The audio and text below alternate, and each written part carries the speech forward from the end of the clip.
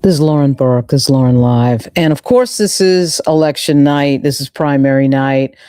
I say in Texas, I'm not in Texas, but I'm only going to be paying attention tonight to Texas. I'm not paying attention to North Carolina or Arkansas. I might mention it when I see some results, but basically all my attention is going to Texas. And the reason all my attention is going to Texas is because of Jasmine Crockett and James Talarico. I think that this race, more than any other on the map tonight, is going to be a window into a lot of things. Perhaps the styles of the future of the Democratic Party, perhaps the way the Democrats should go against Trump. It'll be, I think, reflective too of who brings voters out, who gets voters excited or not. There is a record turnout and early vote for Texas for the Democrats, which is a very rare thing. And that has a lot of people's attention, to say the least.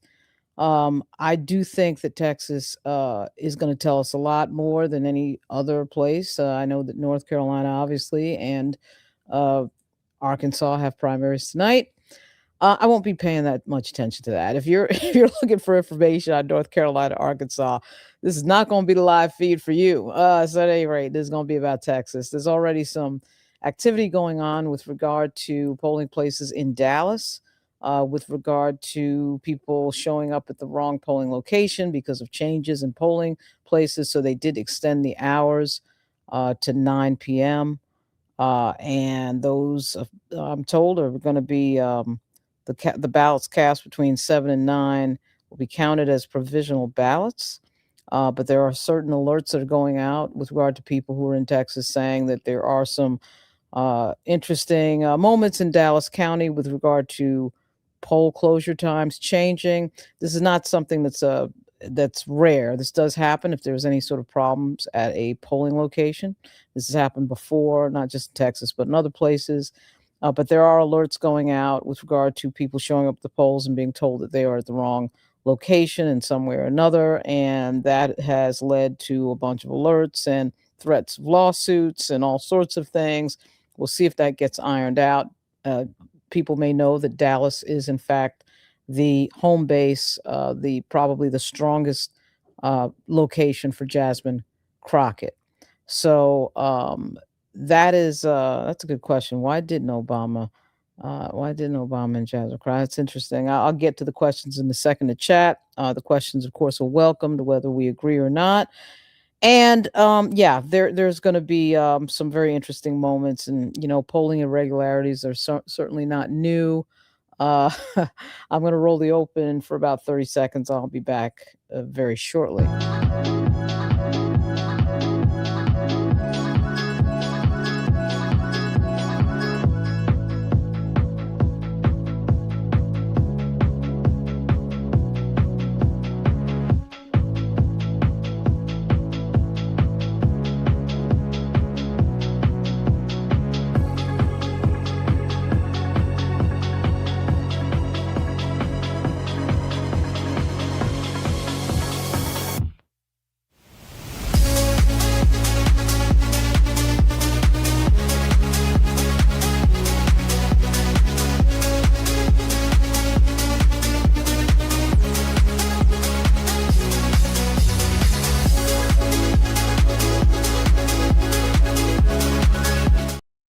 Okay, so there is some voting news, I guess you could say, in Dallas and Williamson counties with regard to people being told to stay in line and being very careful about what precinct they're at. Polls do close in Texas at 7 p.m. in most locations. Uh, that is central time. And so they're 6:28 their time right now. I'm on the East Coast, so for me it's 7:29 right now on the East Coast. It is March 3rd, 2026. It is primary day, and there are some irregularities in which everyone is being told to stay in line, regardless of that poll closing time. And then there is an extension of polls in terms of when they will close. They'll be extended till 9 o'clock, which is unusual in Texas.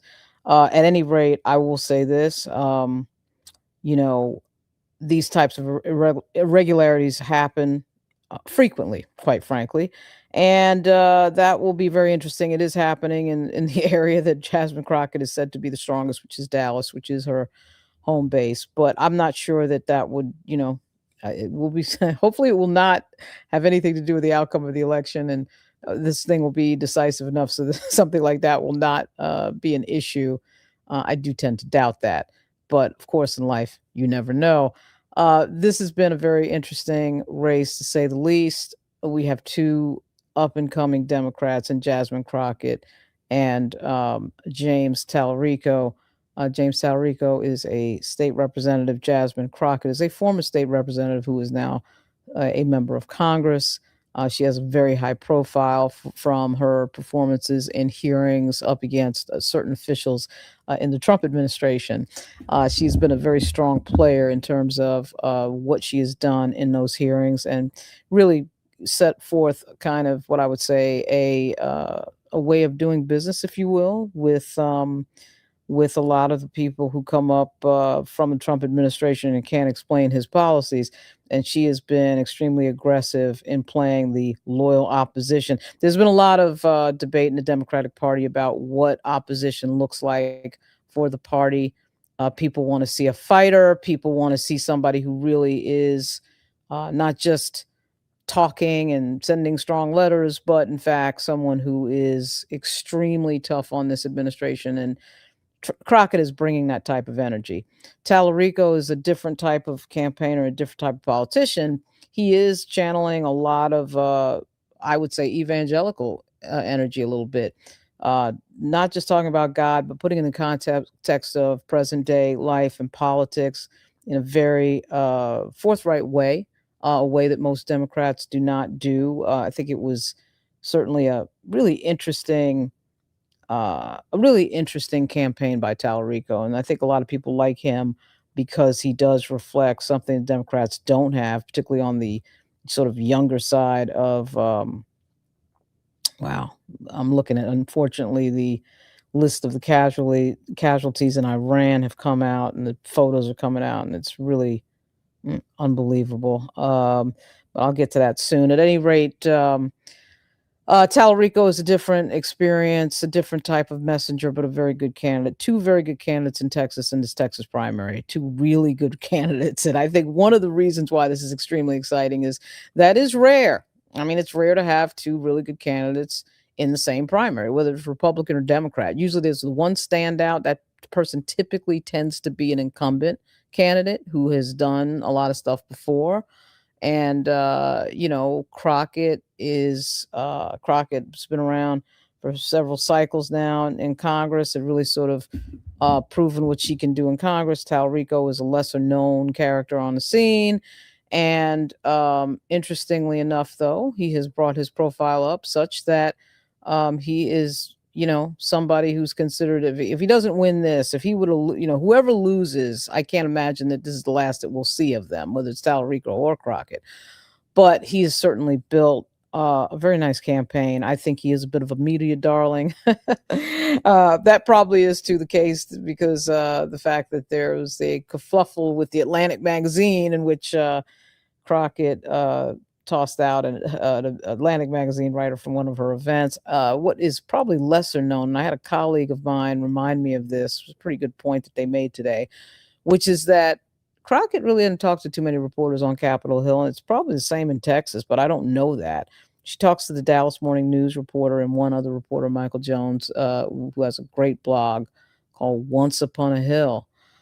And that is something that she really picks and chooses who she talks to, and what she does presentationally in hearings is what most people see. And so when the thing happened with the Atlantic reporter, I mean, even the Atlantic reporter had to admit effectively that, look, voters typically don't really care about these types of things. I think that is actually quite accurate. Looking at the chat, I'm seeing some pretty interesting things here. Bashir and Talarico in 2028. I really like Bashir. He's the governor of Kentucky. Big fan. I thought that I thought the Vice President Harris would have been good to pick him as a running mate. I thought she picked somebody that was kind of boring, and I thought Bashir was clearly an up and coming candidate, and he is expected to throw his hat in the ring for 2028. Bashir Talarico would be pretty exciting. You talk about next generation. Wow. So, Miss Sparks, yeah, let's go indeed. How are you, Miss Sparks? How's it going? So, thanks for being a joining this channel as a member. Uh, yeah, this there's going to be a lot of talk about 2028, but we are in 2026, and I was always taught in politics you take one election at a time and don't get too far ahead of yourself. This is a situation though where we are seeing the next generation of Democrats in this race in Texas tonight. There's a lot of Crockett fans out there who are showing up in the chat, but I do see some Talarico fans out there as well.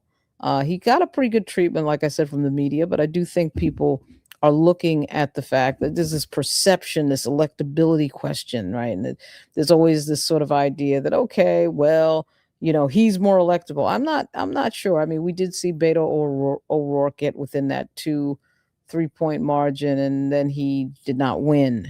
So I gotta say it has been hard for Democrats, no matter who they've been and what demographic group. I think it was Ann Richards was last one, 1994 or 1992. Jesus, so 1994. It's been a while since Democrats have won statewide, and there's been some pretty conservative characters who've won in their stead, in terms of, like, the governor and certainly Ted Cruz. So the Democratic Party really has to get their voters out to even have a shot. And lately, in these last cycles, they really haven't done too well. So,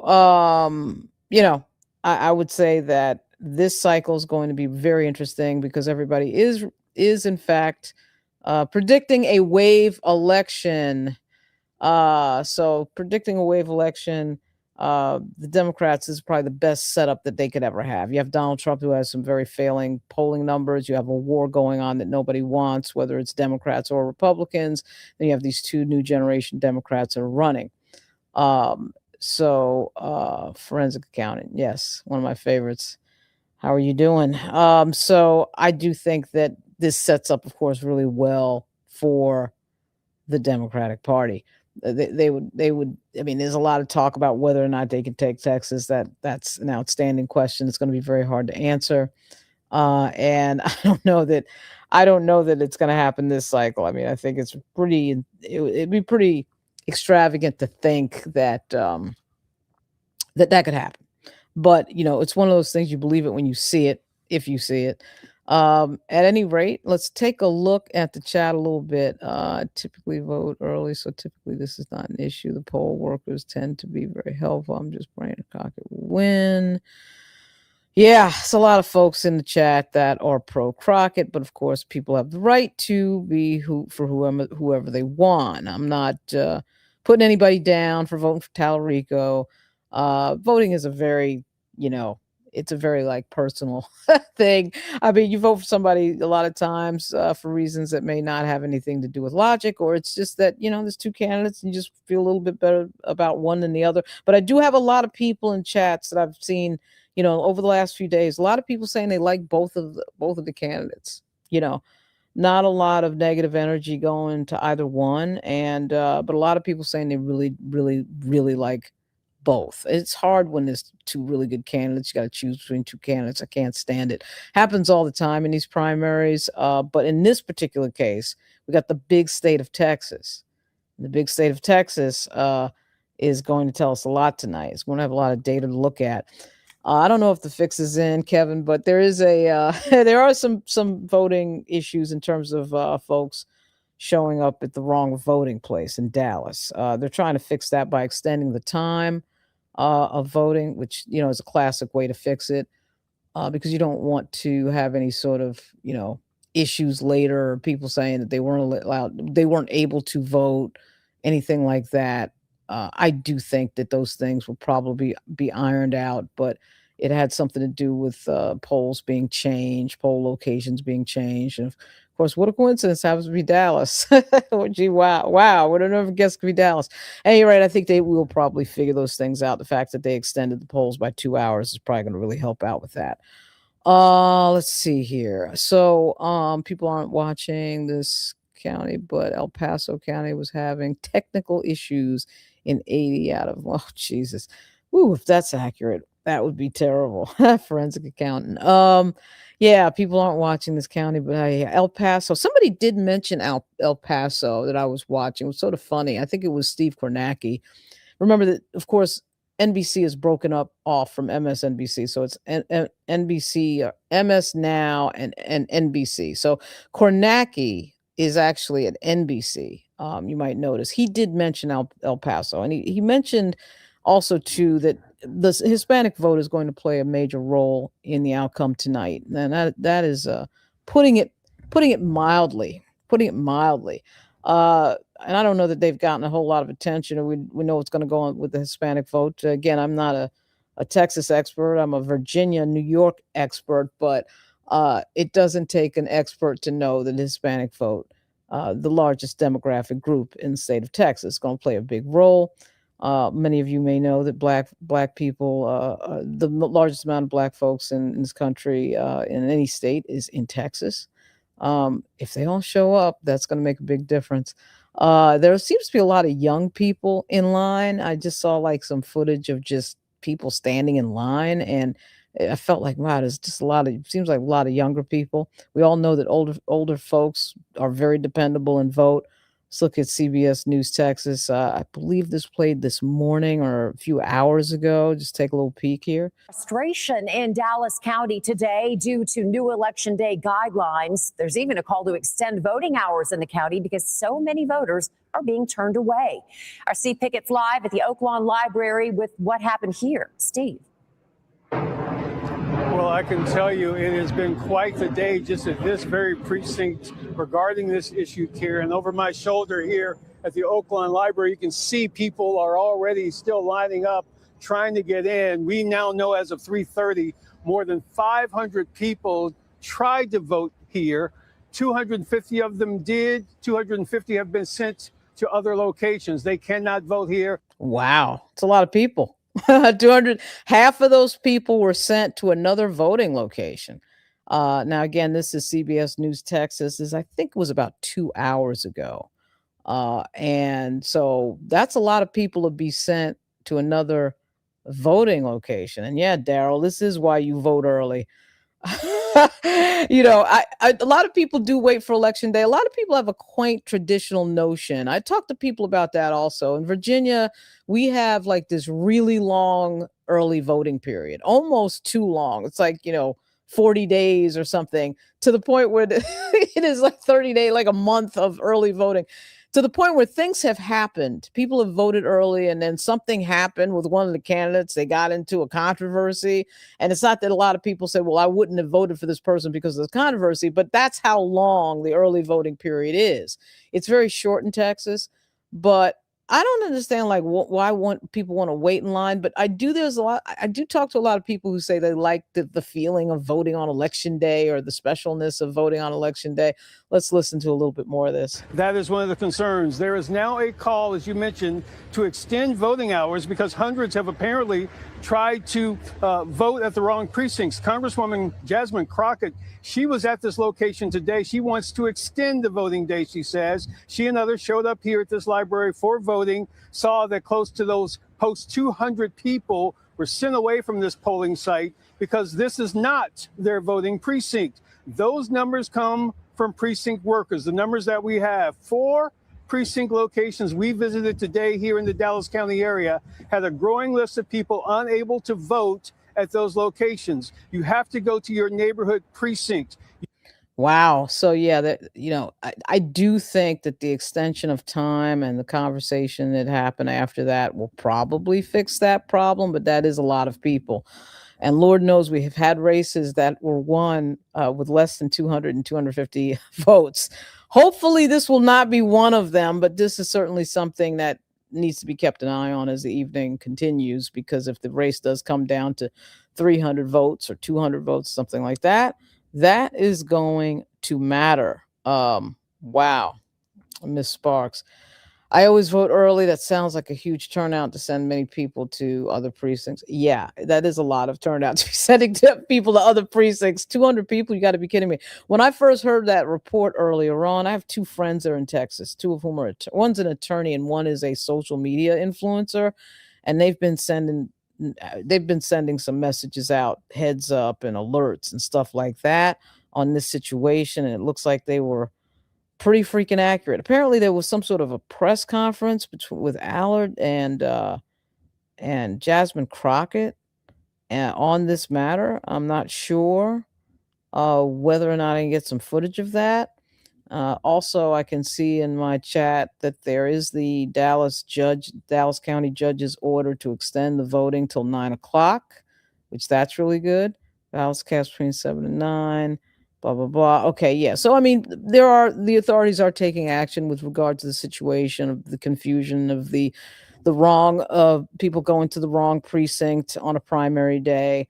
It does look like it is being handled, and it certainly did blow up. I would say somewhere around 5 o'clock, I started seeing various text messages going back and forth. And I do have some friends who are very involved in politics, and one in particular who's an attorney who is from Texas that was on that thing immediately. So we'll see how that goes. Forensic accountant, thanks for the super chat. Really appreciate it. These types of things do happen, and I'm not particularly worried, because I do think that that'll be figured out. The fact that they do have a judge that already has extended the voting hours by 2 hours, not just 1 hour, but 2 hours. These votes will be seen and viewed as provisional ballots. That is something to keep in mind. But if this race does come down tonight to a very close margin, that is going to be a story. It's going to be, as everybody knows, a huge story. I tend to doubt that it will, but you just never know. You just never know. Notice how you don't normally have this mess in blue. Fluorescence. I don't know. It's so funny. I don't know. I mean, I'd have to study that. I mean, there is probably some truth to blue and red states and having these really ridiculous voting problems. I mean, incidentally, I used to be a poll inspector in New York. This is a long time ago. You basically just sat there and made sure the machines were running right, and you got paid $100 a day. And my mother worked for a politician in New York, so I got these little patronage jobs, and that was one of them. And I just don't think that it could be something nefarious. The fact that it's Dallas of all locations, which is Jasmine Crockett's home base, is sort of an interesting thing to think about. But yeah, I don't know. I'd have to study whether or not the blue states and the red states do it better. That would be an interesting thing to take a look into. Once again, forensic accountant 259. Thanks for the super chat. I am going to need a drink. I actually have some bubble tea here. I have bubble tea. This is my hard drink for the night. I'm not much of a drinker, so hopefully I'll keep me awake, or I'll put the light on a little bit hotter. But it is true. You got to keep voting and stay in line and just have some perseverance. And I do think things will work out. Again, there's a lot of people certainly on this and working on it. And once you see it in the news, it's real. In fact, let's go back to this little report that we were looking at. You are now required to vote at that neighborhood voting precinct. Now, more than once today, voters not only found themselves searching for their political party line for voting, several were told they were at the wrong location. And party separation at the polls, they weren't happy with that either. Yeah, it's an inconvenience because I got my card, I got my info, like I drove here, I'm ready to vote, so I should just be able to vote. Like, it's the same ballots, same process, so location shouldn't matter. It was a little surprising to see you being faced off with the person voting opposite to you, so it was strange for sure, but I've never seen that before. That's a big step back to me. That sounds very much of a big step back in the world. We should all be able to do the same thing in the same place regardless. Yeah, I'm not sure why there was a change in the voting. I think the two ladies there make a good point. Why was there a change in location? Whether it's a primary or a general, really, who cares? It is the same ballot. The same names are on the same ballot. So why? What was that? It is interesting. It'd be interesting to know. Apparently, there is some talk too of extending the voting hours in El Paso as well. That'll be interesting if extend it in El Paso and Dallas. That'd be very interesting. Apparently, that there's going to be a decision on that. El Paso and Williamson County. I have no idea where Williamson County is, by the way. Again, you're not listening to a Texas expert. You're just listening to somebody who is listening and watching closely, monitoring the messages that I'm getting from my friends who are in Texas, two of whom are in Texas right now. And that's what I'm doing. But I myself am not in Texas. Once again, I'm on the East Coast at 7:50 p.m. And it is 6:50 p.m. Of course, Texas time. Their polls do close at 7 p.m. So in 10 minutes. But of course, we do have this news that one of their polling places confirmed Dallas County will be extended until 9 p.m. But there is talk that Williamson County and El Paso will also be extended, but that has not been confirmed. So anyway, I've got friends running around who are attorneys, so they're doing their thing. And there's always an election protection piece to these elections, whether this has been the case for a long time. And we typically don't hear too much about it, but we're at a sensitive point, as everybody knows in this country, with our democracy in the balance and the authoritarian rule of Donald Trump. So, and of course, he seized the ballots from 2020 in Fulton County, Georgia. So people are very on edge on any sort of idea that something could be fishy going on. I do tend to think that that would not be easy to pull off, but you never know. At any rate, here we go. 8 o'clock in most of the state. I have to check that. Sounds like they are trying to stop me. Yeah, I don't know. I wouldn't jump to that quite so quick. I guarantee you that, the way that elections are set up for any team that has a real operation, and I suspect Jasmine Crockett has a real operation. You do have people um who are at each precinct from your campaign, and they're watching what's going on. They're talking to voters outside. Most campaign places have rules that you can't have paraphernalia inside the polling place. And so there's a little table or a little tent set up. I don't know what the weather is today in Texas, but typically at precincts, particularly precincts where you're expected to do well as a candidate, you're going to have a poll worker from your campaign sitting outside to greet the voters and tell them, hey, vote for this person in a friendly way, and maybe give them a pamphlet or some sort of information about the campaign. Most campaigns do set things up like that. I suspect Crockett's has set things up like that, but they are, of course, telling people to stay in line. And there is a lot of information going back and forth with regard to poll workers and people who are informing the voters about where they need to be and what they need to do. But this is an interesting story, no doubt. Again, just a modicum of an indication, if you will, from some of the voters today about their frustration. Some folks didn't like the fact that they had to announce if they were Republican or Democrat. And again, a number of people who simply went to one precinct thinking they could vote, they could not. Jasmine Crockett saying the effort to suppress the vote.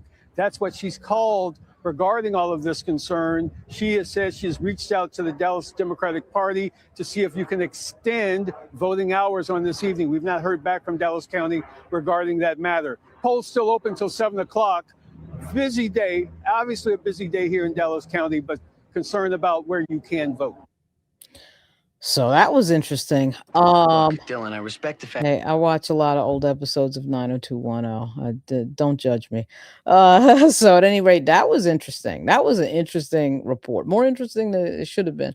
So anyway, I think that certainly should be monitored. But again, the polls have been extended. As you could hear him say there, the polls do close at 7 p.m. at Central Time. So 7 p.m., of course, Texas time, which is, by the way, in 7 minutes, in 7 minutes, Central Time. But polls have been extended in Dallas County, and they may be extended in 2 other counties, Williamson and El Paso. We do have to see if that happens. Meanwhile, CNN is in here giving us breaking news about with regard to certain military strikes in Iran on U.S. Military facilities, and I'm not sure whether they're reporting the older news with regard to our military personnel being killed or something new that's happening right now as we're watching this election. MS Now is not paying any attention to that, but at some point it probably will. And now MS Now is paying attention to the story we've been talking about for the last 40 minutes, which is the judge extending the Dallas County polling hours due to reports of confusion. That, friends, so they're saying the same stuff that we're talking about right now, that Dallas County, of course, is Jasmine Crockett's home base. So if there's some confusion at those polls, that's a very interesting location.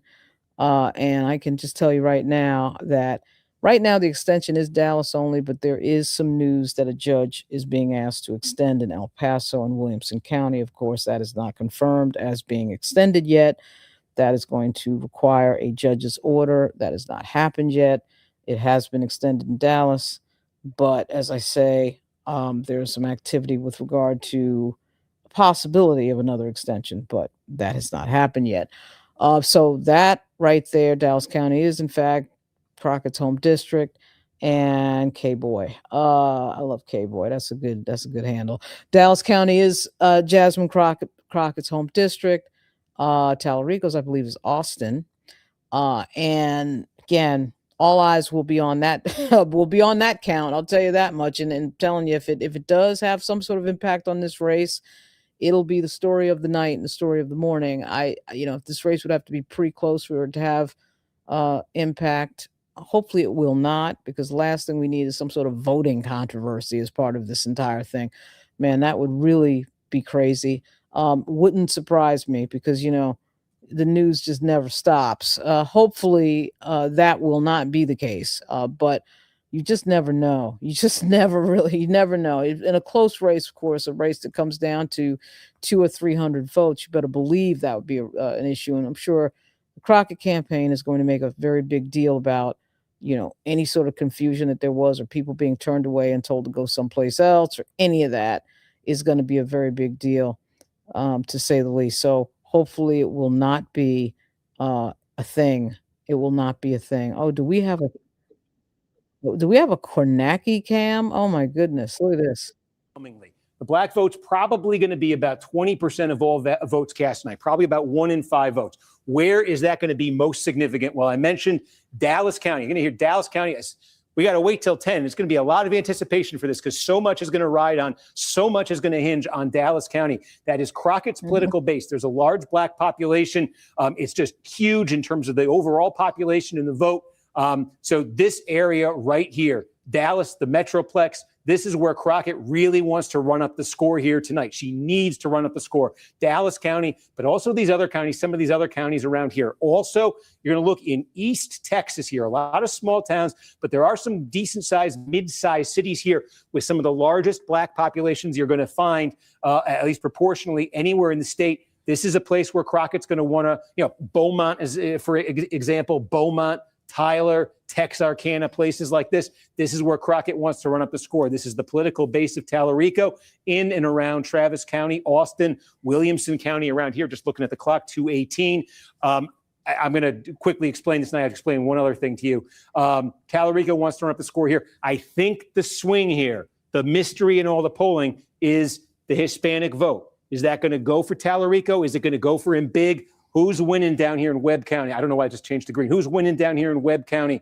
Who's winning down here in Brownsville? Who's winning El Paso? Who's winning? Is he winning the San Antonio suburbs? Is he winning them big? There's very little black population here. So that's where, is a test for Crockett. Can she expand her appeal down there? And, for Talarico, he wants to win, and he wants to win big in those areas. I'm just looking at the clock here. I see 1:30 till poll closing. There's also something else going on tonight I want to tell you about. News Now. Kristen Welker, Hallie Jackson, they're doing a special. It's on right now. I'm going to be part of that special. How am I going to do this? Yeah. So apparently there's a live Kornacki cam. We like that. I think it's somewhere on YouTube. I'll be looking at that all night. Okay. Let's check in on the chat. I just looked at how their Secretary of State has the polling places listed. I completely understand the confusion. Yeah, I don't understand the confusion at all. I'm sure that the Secretary of State should have probably done a better job at making sure there was no confusion. That's really a fault of the local government there, not, telling people what the heck is going on. Because you shouldn't have any confusion on election day. You just shouldn't. They had early voting. You've got time, plenty of time to tell people. There shouldn't be anything foolish going on election day. And people being turned away from the polls. That ain't cool. And so that is clearly going to be one of the stories of the evening. And hopefully it will not be a huge story of the evening. It'll be a minor story of the evening because the result will be so decisive that it won't matter. But you just never freaking know with these things. I'm telling you. But, everyone's going to be keeping an eye on that We're one. closing here in Texas in 20 seconds. Steve, and real quickly, we do have a updated expected vote or turnout estimates from our decision desk. So our latest numbers as our polls close coming up here is 2.44 million for Democrats and 2.34 million for Republicans.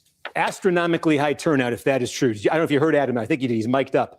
That would also be, if that is true, if that is what happens, that would be the first time in 24 years that Democratic turnout in a midterm primary in the state of Texas is higher than Republican turnout. But that number, I want to caution you, that's an estimate. That's an early estimate. Our decision desk makes that to sort of put a benchmark down at the start of the night that can and will be adjusted. Almost always is adjusted as the night goes on. So one of the reasons I'm breaking in a lot on these live feeds is that copyright rules dictate that I can't just run their stuff, so I am breaking it a lot. I'm not trying to interrupt too much, but you just heard that the 2.44 million turnout on the Democratic side is a record, likely a over 20-year record.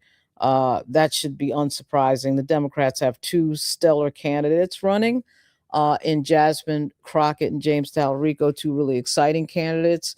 Two younger candidates who have captured, I think, the attention of big pieces of the electorate. And also you have the controversy in the country around Donald Trump. You have his poll numbers going down. Now you have a war that has been declared on Iran by the United States and Israel over the weekend. Those are the things that will get people voting.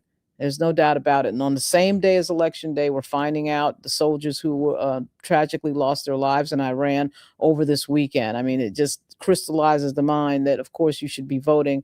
Those soldiers are out there fighting so that we can vote and be on live feeds and I can talk like this and have the freedom to do all of those things. So those are things are top of mind to this electorate tonight in Texas. And this is what happens when the controversy sort of turns up. It definitely motivates people to get out and vote. Definitely, and they're voting in Texas. For sure, state government is different in urban locations, rural much more complicated in urban areas. It's confusion. It's voter. It may not be confusion. In fact, it may be voter suppression. There's definitely a possibility of that. This country has a history of voter suppression, and that does need to be considered as one of the reasons why there's, quote, confusion at the polling places. I mean, there really shouldn't be any confusion at all on an election day. I mean, there shouldn't be. So I'm just taking a peek at C-SPAN. It's talking about North Carolina race, and Roy Cooper, of course, is widely expected to win. One of the reasons I'm paying so much attention to Texas is that there really is no competition in a lot of these other places. Now the polls are closing in most of the locations in Texas. It is 7 p.m. Eastern. I'm sorry, 7 p.m. Central in Texas right now. So the polls are closing, and there's a lot of people in line. It looks like, oof, wow. They will still all be counted. But Hannah, if we can kind of whip around and just sort of show the lines that we're seeing here. So the line here at West Gray Multi-Service Center goes all the way back towards the baseball field. We are now getting closer to the tennis court. We are still far from the entrance, which is way ahead of us on the other side of this court. People are waiting under the alley there. And, you know, people have been patiently waiting, as I said. We haven't seen any major technical issues throughout the day outside of this morning. There was a small glitch, according to the presiding judge, who told me that was resolved pretty quickly. Harris County sent out a team, and they haven't had any issues with voting machines since. Now, something that I did learn in the last hour or so is election workers tell me that they did bring in some more voting machines earlier today just to help get this line moving and flowing along. So hopefully that addition made a difference, and these people will eventually be able to cast their ballot sooner than later. Woo, it's a lot of people in line. They do tell people to stay in line. You can see that line is long. That's Houston. That's a local station in Houston. And we should be getting some results pretty quickly here, by the way. And that is a lot of people in line. So this is, of course, going to take hours. No surprise. Texas, of course, is a big state. And there's going to be a lot of attention on certain locations like Dallas and, of course, Houston. That was a ton of people in line in that Houston shot there. Man. So we will see how that pans out. It'll take hours to get all those people voting. You know, this is definitely a situation where, man, I mean, it's just like, this is really amazing, the things that happen. You know, a primary date's coming. Everybody knows it's March 3rd. You know it for a year in advance. And, you know, here we go with, oh my goodness, there's problems and irregularities at the polling place. Like, it just makes no sense. I don't care what state, where it is, or anything else. They have been slammed. I mean, in fairness to the government a little bit here in Texas, they have been slammed with a lot of voters showing up, a lot more than usual. And this 2.44 number is off the chain, and it is probably a record for the Democratic side. So I'm not going to say that, you know, I'm not going to say that it was easy, but at the same time, come on, get your act together here. This is not something that you didn't know was going to happen. So I don't know. I mean, that is just wild. Again, everybody's paying attention to it. Everybody's looking at it. And the fact that the judges looked at it already would tell you that, you know, this is not going to be a situation where it's going to go unnoticed. Looking at the New York Times voting results here, starting to come in. This is, of course, extremely, extremely early. I wouldn't pay too much attention to this. I mean, but you do have the New York Times and several of the sites that load the voting information in from the state and get it up pretty quickly. And we're starting to see, of course, the polls have closed in Texas 7 minutes ago, starting to see some results come in. Only 8% in here. And Jasmine Crockett, 54-45. Again, I would take this with a grain of salt. You can see on the map over here that some of the counties that have come in, Ellis, no, I'm sorry. Ellis. Yeah, Ellis has come in, 55% of the vote. Tarrant, 59% of the vote. Denton, 67% of the vote has come in. So these are the counties that have reported already. Russ County. And again, it tightened up, 53-45, 9% of the vote in. So that's only one more percentage. So, you know, the results are slowly starting to come in Texas. This screen right here is the New York Times.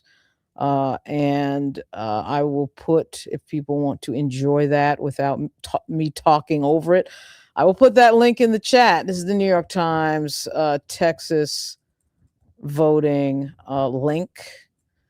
And, you know, these are easy to find on the internet. You just go to Google and search for it. It's pretty easy. And of course, CNN, everybody, NBC has these links. I use the New York Times. I just find them to be a little bit faster than most. And so I'm going to use the New York Times, but you could really use anything. You could also use Texas Board of Elections. A lot of people just use the state Board of Elections from the state that they are looking at, which I totally get that as well.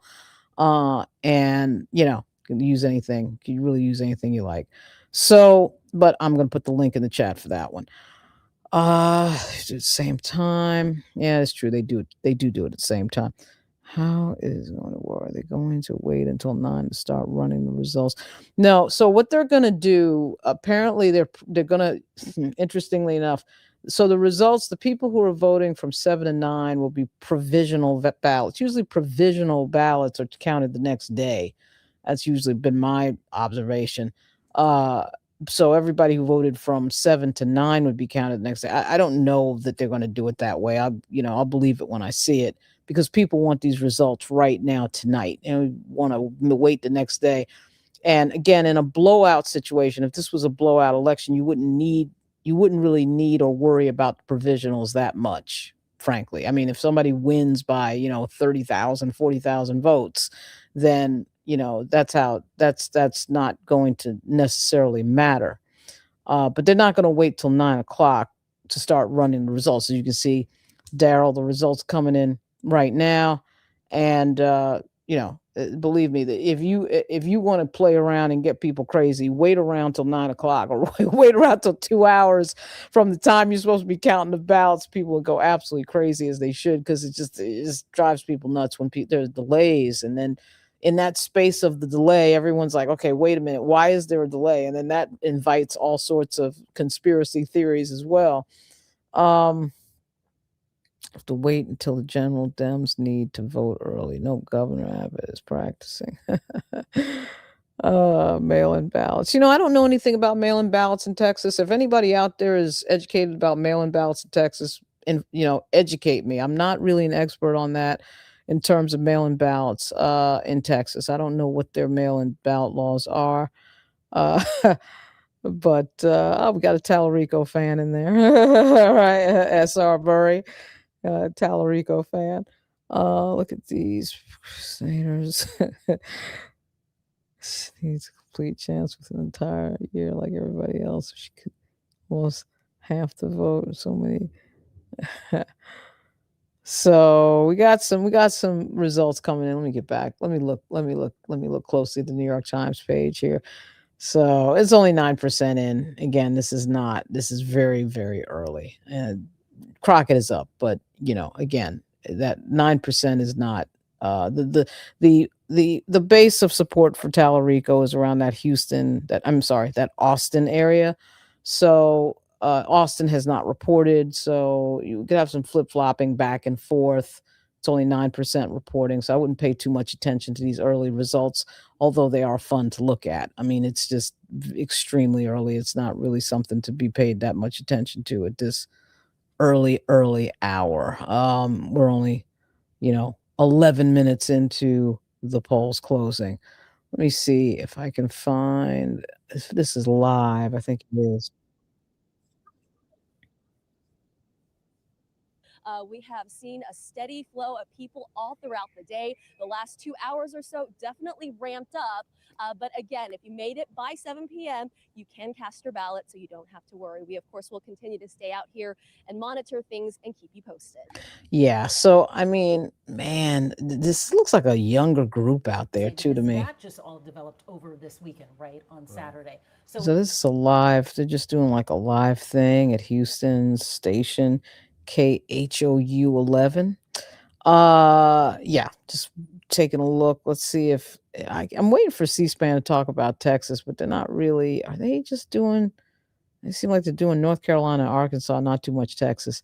So I don't know why that is, but I'm trying to find somebody that's really throwing up some Texas stuff.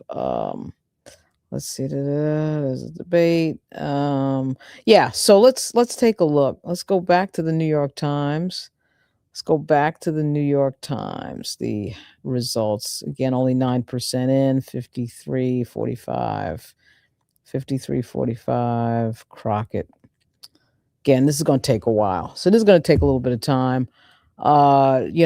Something I have to just sort of check in on every now and then. We've got Kornacki with the live feed from Steve Kornacki. Let's see what's going on here.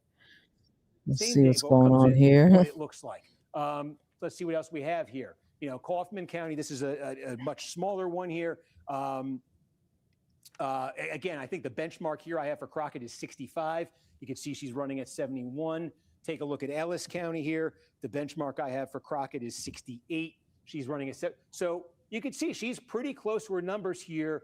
A little bit not in Denton County, but let's see. This is a small sample we're looking at right here. But that's what we're going to be doing as these votes come in tonight in this Democratic race. Again, let's just sort of reset statewide.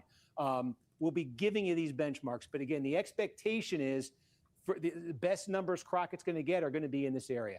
Best numbers she's going to get are going to be in this area. These are going to be sort of two sweet spots for her on the map. A lot of sort of suspense here about what it's going to look like in Bexar County, down in South Texas, where the Hispanic vote is a much bigger factor here. And this is going to be right here around Austin. This is going to be Talarico's, where he runs up the score. And I think, right here, we talked about a quarter of the vote coming out of the greater Houston area. I think there's a lot of suspense here about what it's going to look like. This county, Harris County. Yeah, how about that? I don't think anyone knows about South Texas. I mean, that is going to be that's going to be a mystery. That's going to be very interesting to watch that come in. And we look at the entire map of Texas. Need to make some coffee. May take some. Yeah, I wish I could make some coffee. I've got some bubble tea here, but I wish I gotta get some coffee as well. I miss Sparks. Let's do the coffee. Yeah, I mean, I should order some coffee in here. At any rate, this is going to take a while. Crockett, of course, I don't know that anybody campaigned today. Most people don't campaign on election day. A lot of times they just relax. They go vote, and then they do sort of a media appearance when they go vote. Once again, we have in Austin, Texas, MSNBC, the former MSNBC, MS Now, is interviewing folks. I think it's two Hispanic guys. Let's take a look at this. I got to take a look at who they're voting for, because this is, of course, the thing that. Yeah, I mean, I saw that you saw from Texas Tech, right? It doesn't matter what cause you're from. Young people are getting targeted by what's going on politically. So it's our right to, have a part in this and actually do something about it. I'm so glad that you're here, and it's really nice to meet you. I also want to introduce you, Rachel, to Marcia. Come in here, Marcia, because Marcia's holding it down. She works for Travis County Elections. Marcia is the person who is enforcing the end of the line. Oh my gosh, they've got somebody enforcing the end of the line in Harris County in Austin, which should be Talarico's base. And interestingly enough, that woman from Harris County she has to enforce the end of the line.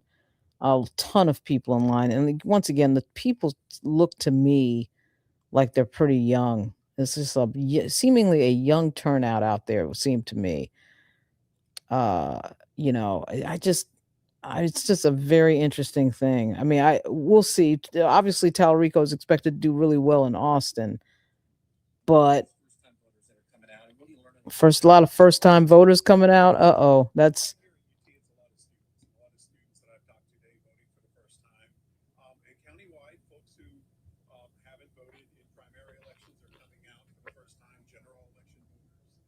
Wow. So there's a lot of talk about voters coming out for the first time and this being their first vote.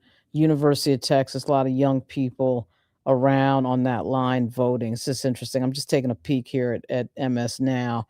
They're doing some man on the street interviews, and I'm sure these folks are probably all over the place. Some are probably Crockett, some are probably Talarico, but it is interesting to see there's a ton of young people in line. It sort of explains why we see so many young people in the line.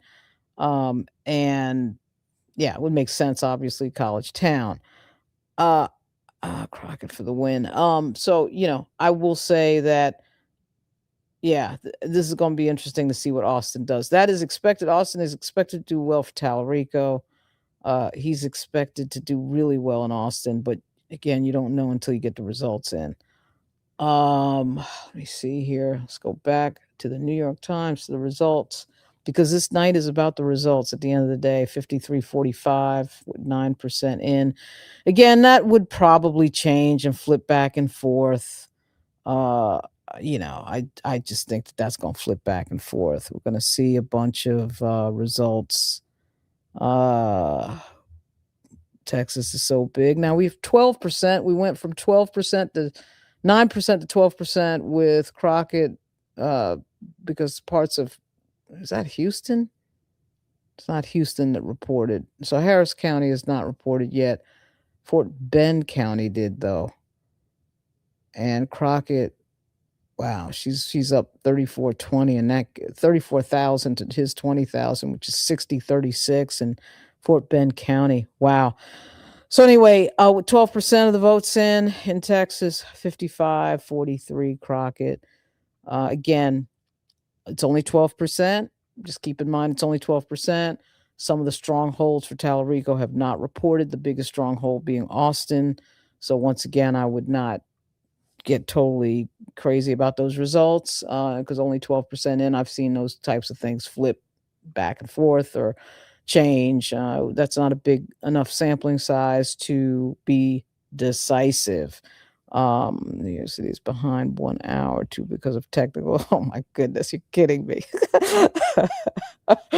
Oh man, Becky. If North Carolina is behind an hour or two for technical issues, that is crazy. Can we run an election? This is when we need the Jimmy Carters and the late now Jesse Jackson seniors of the world to come in and do these elections. Usually have to go to other countries. Jimmy Carter would have to go to other countries to fix their elections. Maybe we need another Jimmy Carter to fix them here. So all these irregularities and problems. We've got all this technology in the country. And it's amazing how rough the elections can be sometime. Oh my goodness. It is wild. San Antonio and Austin. Calcium. Talarico at 92%. Crockett at 9. Texas is closed, but Arkansas is still open. I didn't think about that. Texas is closed, but Arkansas is still open? I didn't think about that. Yeah, so it's craziness. So I'm just going to take a peek at the New York Times again. Only 12% in, 55-43. Again, not much of the state in. They have the map. You can see that there's see if I can get a little bigger here. Yeah, that map is not filled in, of course. Most of it is gray, so it's going to take a little bit of time and probably another good hour. We should know something. This is a good time to make the coffee, Miss Sparks. This is a good time to make the coffee because this is going to be a little bit of break here. Get Trump at the line. Middle East, you want to talk about peace? That is true. We do need Carter in the Middle East. Oh man, those are the days when presidents were doing peace treaties. Oh goodness. War is terrible. War is terrible. We should have our thoughts and prayers into the. We should think about the fact that there's some families out there who are going to be missing somebody. 6 military members who were killed in Iran over this weekend, and their names were released tonight. Which is extremely freaking sad. It's crazy that this should happen, and realize that those families, the whole thing, and in those families, their situation is going to be completely changed forever because those folks are going to be missing. And finally, the Pentagon tonight did release their names of the 6 Americans and their photos. Of the 6 Americans who were killed in Iran over the weekend, there was, photos finally came out, and there's a group here from Iowa. It's just terrible stuff. So it's like one of these things that really, really is not something that people, generally speaking, want to be reading about and finding out about. Pentagon names of 6 Americans. It seems like Iowa is one of the places they came from. There's going to be a lot of questions as to why our military people are over there. I know that there are 6 who lost their lives, but unfortunately, we only have photos of 4 of them. I can tell you right now that, man, that is that is going to be.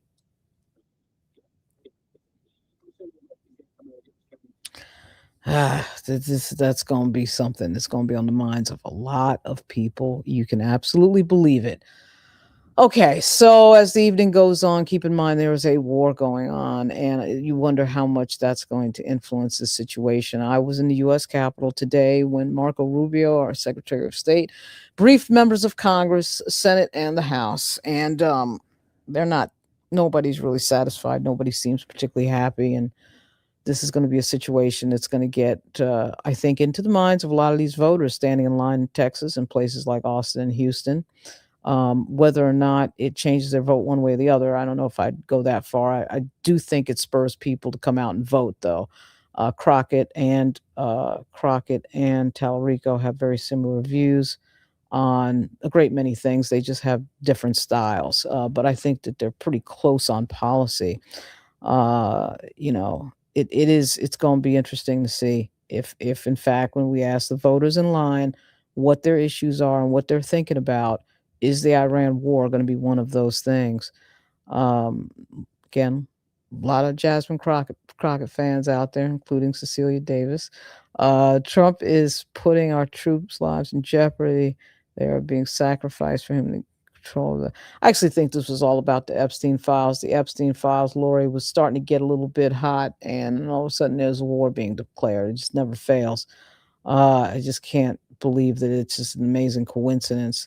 Looks like Talarico's won Denton County, and it seems like he won Denton County. Well, at any rate, I'll just say that it's amazing how wars just happen to happen right around a controversy. Texas stay red, no Crockett. She doesn't care and she lies. All right. Well, I don't know if she doesn't care if she lies, but she definitely cares. I'm gonna say that. She definitely freaking cares. But there's a lot of Crockett fans out there. There's some folks out there not Crockett fans, and I see a few Talarico fans in there. Everybody's welcome. Everybody's welcome tonight. It's going to be a very interesting evening for the Democratic Party, as I say. Technical difficulties. Technical difficulties are going to have to really be looked into tonight at some of these situations with regard to what's going on and what's delaying the election. And it's just this idea that you know about this primary so far ahead, and here we are, and then there's all these sort of things that are popping up as problems. Still only 12% of the vote in, by the way, with Crockett ahead 53-44. Of course, most of the map is not filled in. Talarico did win Denton, and he won Galveston. Yeah, look at that. So show all the counties. Let's see if we can see.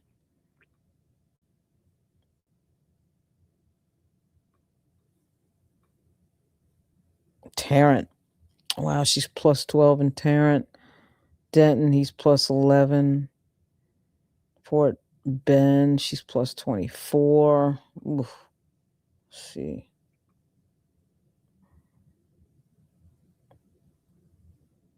Rusk, wow, it's interesting. They've got, but let's see. Talarico won Denton, Montag, Nunez, Hood, and Kendall.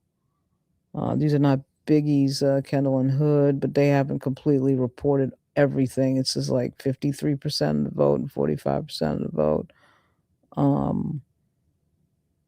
Yeah. Okay. So New York Times doing a very good comprehensive job here of keeping us up to date, but there's only 12% who have reported. It is 7:27 in Texas, only about 30 minutes after the polls have closed. So there is going to be certainly about an hour or so where we'll have to just sit and wait for results. And of course, that's just how it is on any election night.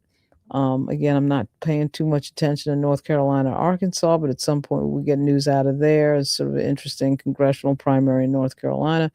The governor's race and the governor's primary is really sort of a slam shut done deal. There's really not too much to say about that. Roy Cooper is expected to do quite well, not only in this moment in the primary, but of course in the general.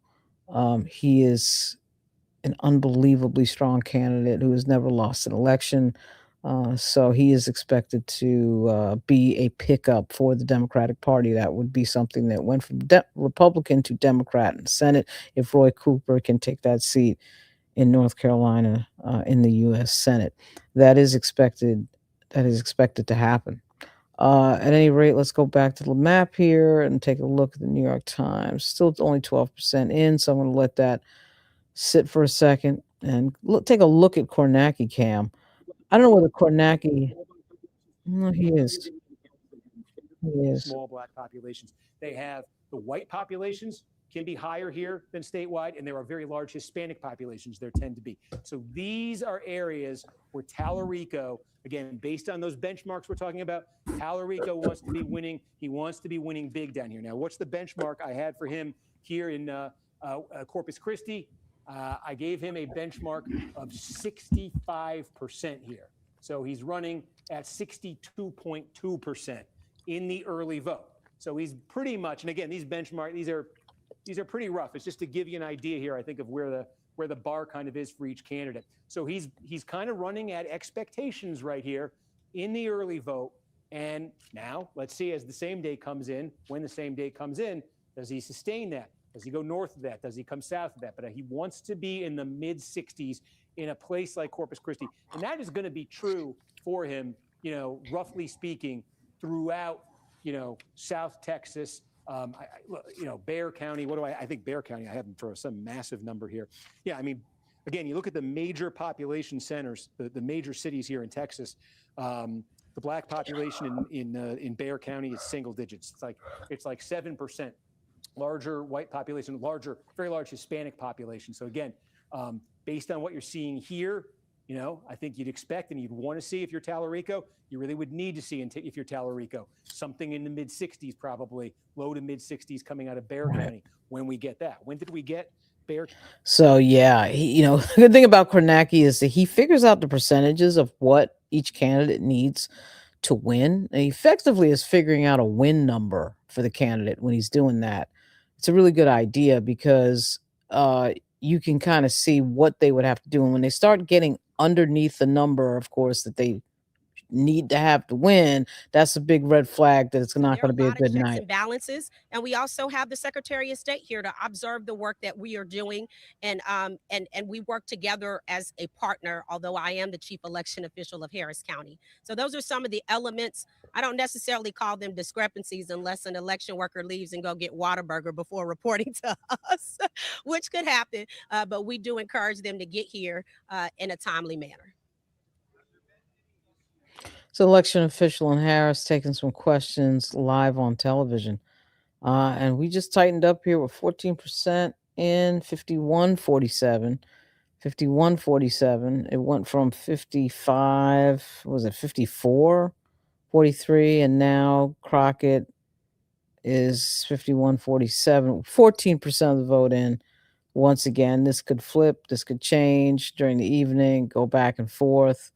You're going to see some definite changes and some flips, and there's only 14% reporting. So that is going to be changing as the night goes on. You can see right here at 14% reporting, it is 51-47 Crockett, but that just tightened up. Something just reported, was it Austin? Hayes County, it's a suburb of Austin. Talarico won by a lot. It's like 74-26 with like, I'm trying to see what was the percentage of the vote that came in? 63 in. So he's winning that county. That's right outside of Austin. And let me see, something near San Antonio here. He won that. Not a whole lot of voters, but still.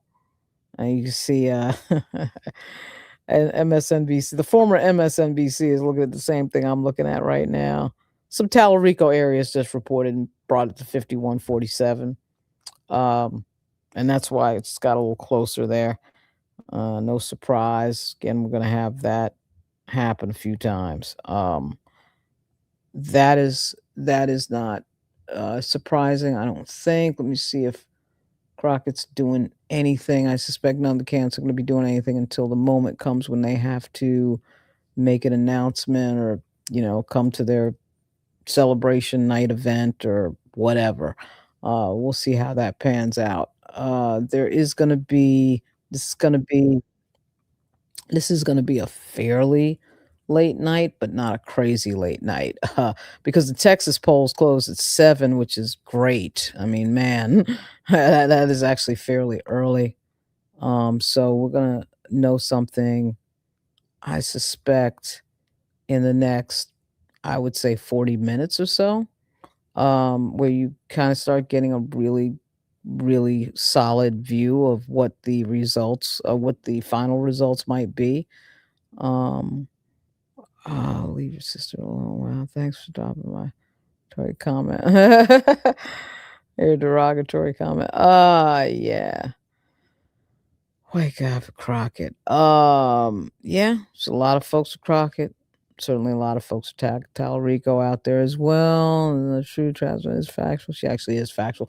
She is actually very factual in her presentations in a lot of these hearings that you have, congressional hearings. It is pretty amazing.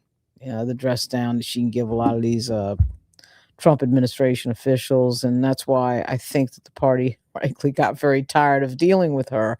They were like, "Yeah, we don't really want to deal with this person too much. Let's make it very difficult for her to win her seat back," which is what they did, and then they really destroyed her congressional seat, which is why she ended up running for Senate in the first place. So there was that. It's so funny. This idea that North Carolina is also delayed is just absolutely unbelievable.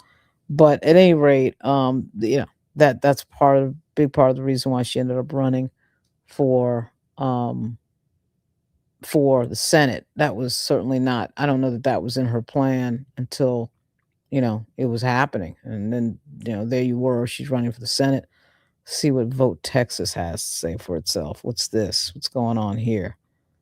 We got it looks like a local station is KVUE. Look at this. See what they've got going on. But this is why when we talk about, people are like, why does money matter? And you talk about war chest and why is that important? This is why this is important. He loaned his campaign $11 million. He has been running the ads. You've seen the ads. I've seen the MAGA Mays Middleton, right? That's what all these ads are. And it's paying off. The name recognition, you don't have it, but when you spend enough money and you tell enough people that name, they remember. They remember the messages. And so this cannot be making the congressman happy right now to be looking at this, but it's early. But let me ask you something, okay? We're not Chip Roy. Look at the Chip Roy's primary. I'm not sure that's gonna. Well, we'll see. You get some surprises. You get these elections. You get surprises during the night, but that's another thing. We're talking about Crockett, Talarico, Crockett, Talarico, Crockett, Talarico. That's what this evening is going to be about, at least for my live feed. Obviously, there are a lot of other people out there doing a lot of other things, focused on a lot of other things. I know the North Carolina people focus on their stuff, and I totally get it, but I am going to be focused on Texas. So at any rate, there's a lot of really interesting races tonight. Let me see. Let's look at the chat for just 1 second here. Yeah, I mean, we just here it is. This is the part of the evening where we have to really sort of watch and look and wait to see what's going on. Still have this. Is this Harris County official still talking to the media? Let's see. She might not be. Let me hit the refresh.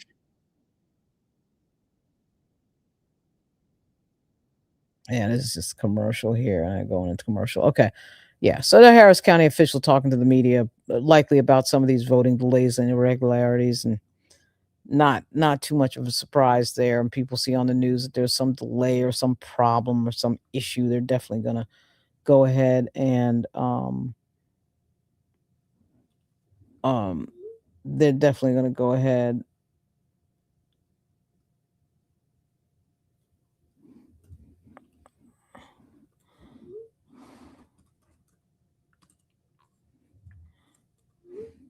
and do their thing. Sorry for the delay. I'm just reading my text messages, and friend of a friend had a stroke. This never a dull moment. That's amazing. Unbelievable. At any rate, though, in Texas, the polls have been closed for 40 minutes. The results are coming in. There's only 14% of the vote that has reported.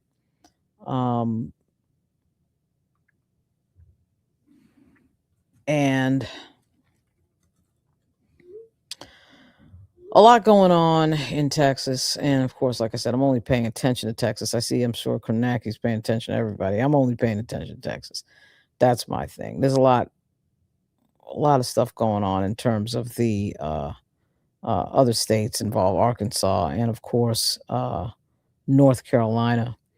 But for me, I'm going to be paying only attention only to Texas. And we're just watching the board here, the New York Times. Share this tab instead. And we got some more numbers in here. 24% of the vote, 24% of the vote, Crockett 51, Talarico 47.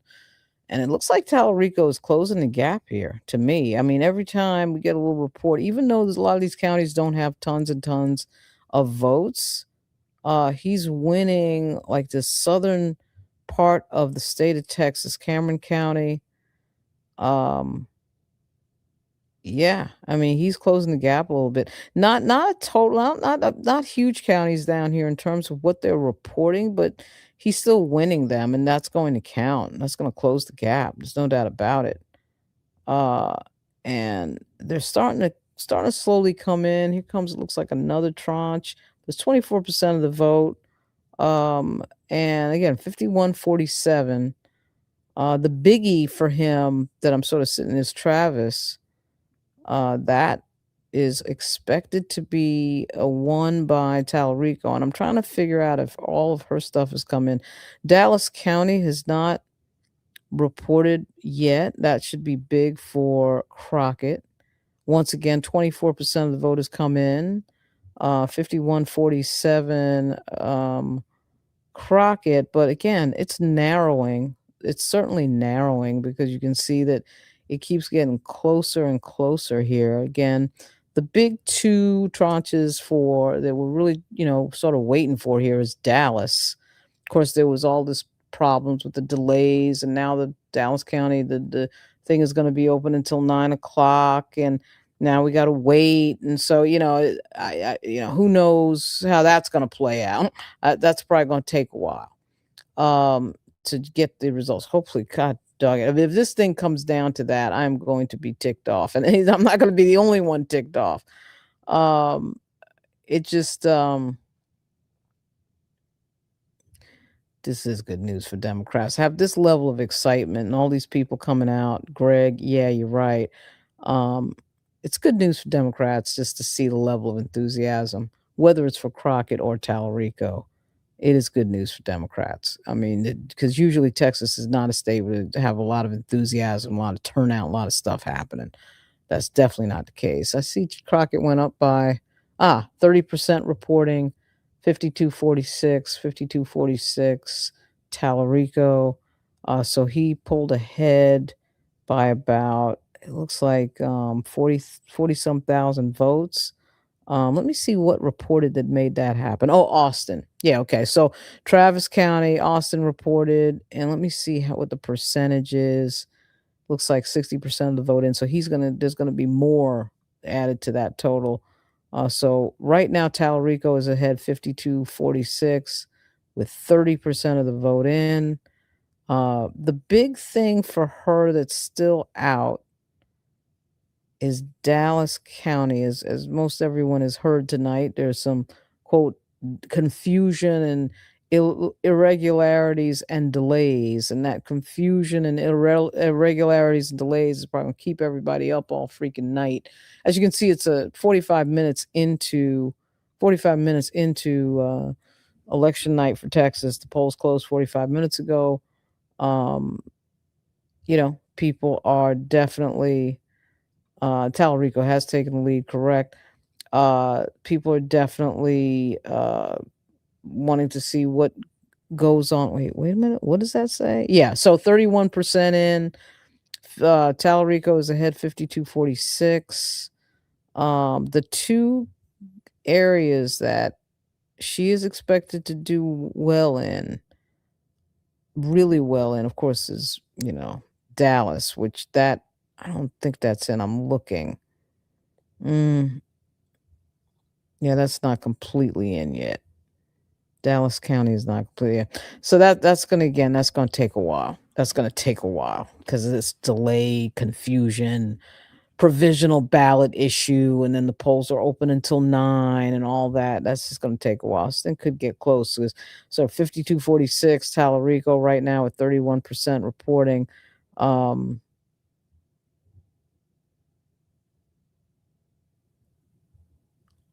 then we have this part of Texas. Yeah, this part of Texas where I do think it looks like Talarico's really doing it well in this section. Again, not a whole lot of votes, not a ton of votes, but again, in a close race, it's going to matter. It's all going to matter because it always does all matter. 31% of the vote in. Talarico is ahead 52-46. So that the results are starting to come in a little bit hotter now. I do think we should have a result here by about 8:30 Texas time, 8:30 Central, and 9:30 Eastern. Should have a really good idea of what's going on by about 9:30 Eastern. We'll see. By 9, he will call the race and a win. We'll see. Yeah, somewhere not. Yeah, maybe a little earlier. Maybe it could be 9 o'clock, but I would say 9:30. It is about to update. Okay, well, let me go take a hard look at that if it's about to update. 31% of vote. Once you start getting to about like 45% of the vote, something like that, you start being able to figure out who's going to win mathematically, and then AP will call it. Caution you that 31% of the vote is in right now, and what we still don't have is Dallas County, which is going to be probably the biggest get for Jasmine Crockett tonight. We also don't have the Rio Grande Valley, which is probably going to be a very big get for Talarico. If you look at Brownsville, Cameron County, and you see that Yeah, she's got to run up Dallas County, and wow, what a coincidence! It's Dallas County. It's like it's going to be delayed all night. Wow, isn't that amazing? Of all the counties in Texas, the one that is her home base and everything else is the one that's delayed. Yeah, that's always good. Oh man, Talarico is that false televangelist that uses religion to get his point across. Has always been sitting on business. Yeah, definitely.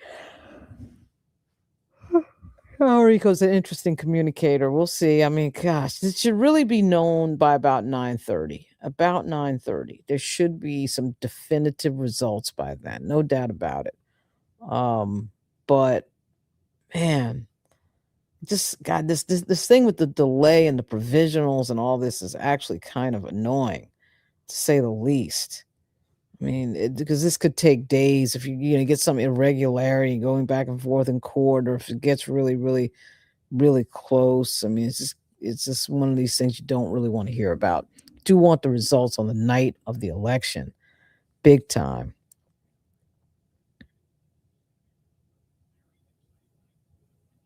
But yeah, so somebody should be able to call it by 9:30, we think.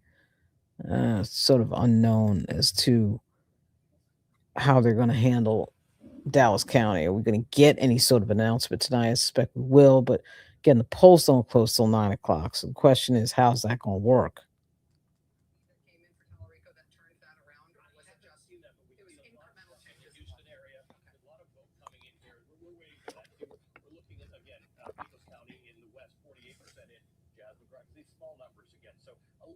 This area and this area is not heavily populated. The population centers in Texas are over here, and that's starting to fill out. All right, very good. Again, we have had characterizations of those Senate primaries in North Carolina on both the Democratic side, Roy Cooper and. Yeah, I'm just sort of taking a peek here. Should take a peek at CNN, but I don't feel like changing the channel right now. Might not know until midnight. Boy, I hope that's wrong. Wendell, yeah, I hope that's wrong. I mean, probably right. It's probably correct. Just sit here for hours. Sometimes it depends on what state. Some states are really, really fast, and some states you do have to sit around and wait. This is obviously Texas is a big state. Their polls close pretty early. At 7 o'clock, poll closes a really big advantage. This just gives everybody time to count and do their thing. But oh man, it's nothing worse than to wait till 9 o'clock at night to see what's going on. I mean, it's just kind of like Who the heck wants to wait till 9 o'clock? Okay, now we have another update. So 35% of the vote in. Talarico still ahead, 52-46. 52-46. Not a big change there. Something must have come in. Let me just see if Austin, because that's the place where I got people texting me, of course. And they're texting the same news that we're talking about right now.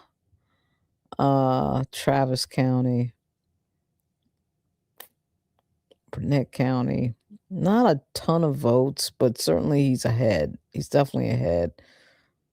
She has to run up the score in Dallas and a few of these other areas. And believe me, I'm not yawning because I'm bored. I'm just yawning because I'm tired.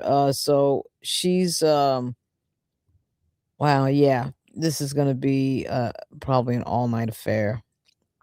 35% of voting. Yeah, so somewhere around the area of like 40-50%, maybe more than that. Maybe more than that. I don't know. Because if this thing is close, he's right now ahead 52-46.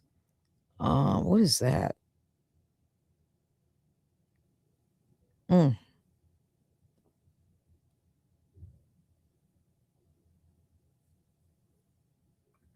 She definitely ran a race that was certainly wow, looks like there's gonna be a runoff on the Republican side. It's hard to tell. Well, we won't know. That's only 10% of votes in. 47-36. Yeah, that's old. That's gotta be an old screen, right? Is it? 52-47, 43-40. Yeah, looks like the Republican is not going to make it to 50%. Of course, you got 3 people in the race, so that's not that surprising. Let's go back to Talarico and Crockett. 35% of the vote in, 52-46. Let's let that sit for just a second. Oh man, that is Wesley Hunt is at 30%. He is hurting John Cornyn. There's no doubt about that. As third party candidates always hurt the incumbent. Never fails. Yeah, that's definitely true. It just never fails. I'm surprised Cornyn didn't try to get Wesley Hunt out of there in some way and try to convince him to maybe, drop out or do something because it's so clear that that's what was going to happen with that. And when Trump came into Texas and then didn't endorse anybody, it was a little bit surprising for everybody. It was kind of like, really, you're not going to try to make a choice in this, and then he didn't. And people just, things just happen. Let me see here. Yeah, let's not reload the site. Reload the site. I'll be cut off. So Talarico is ahead again, 52-46, with 35% of the vote in. Only 35% of the vote in. Again, I do have a feeling that by 9:30, there should be a feeling of decisiveness by 9:30, in my view. Talarico does have an election night live screen up on his YouTube account.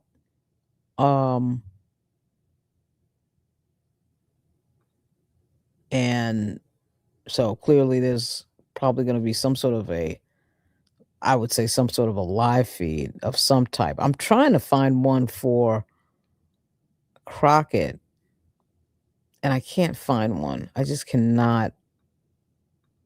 Can't find one. Not to say it doesn't exist. It's out there someplace in all it's all in all likelihood, but I can't find it. But Talarico does have like a page up for a live feed. Let's turn Texas into California. I don't know if anybody wants to turn Texas into California. Dallas County is delayed. Who is that better for? Probably Talarico. Yeah, if the Dallas count is delayed, who is that better for? I suspect that if the Dallas count is delayed, it's better for Talarico. Already we got Roy Cooper announcing in North Carolina. Well, I don't even know why we're even paying any attention to that. Everybody knew Roy Cooper was going to win that. Okay, so let's go around and see what everybody's talking about.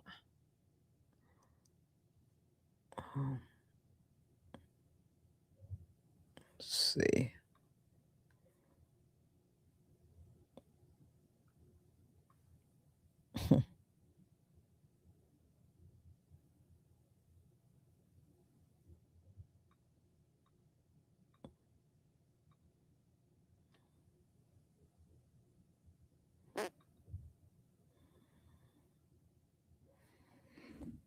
Yeah, Jasmine Crockett's they haven't really updated since they had this the other day. They had an Keep interview. this energy and Mm. some. You look ahead to November already, obviously, general election, and there are critics, as you know, who are arguing that even if you can win the primary, you can't win in the general. They've got Time Magazine asking Yeah. one Republican lawmaker if he feared you or James Talarico, and he was blunt, saying she can't win, he can. What's your response to this assumption that you have a shortcoming in that area?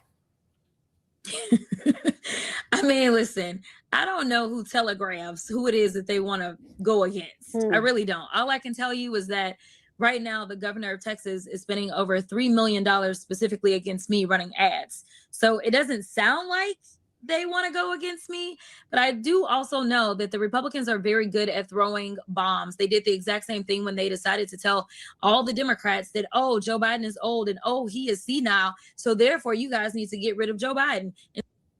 Interesting. If Talarico wins, that means that this turnout may have been the excitement around Talarico and not Crockett, or both. But it is, or the energy behind trying to get Donald Trump out of office could have been that as well.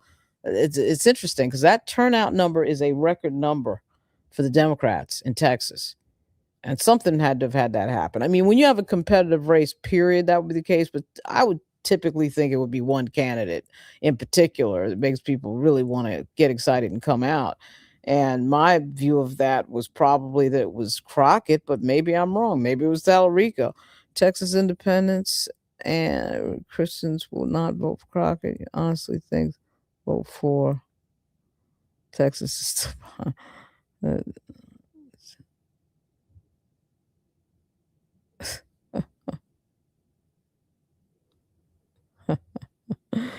People are funny.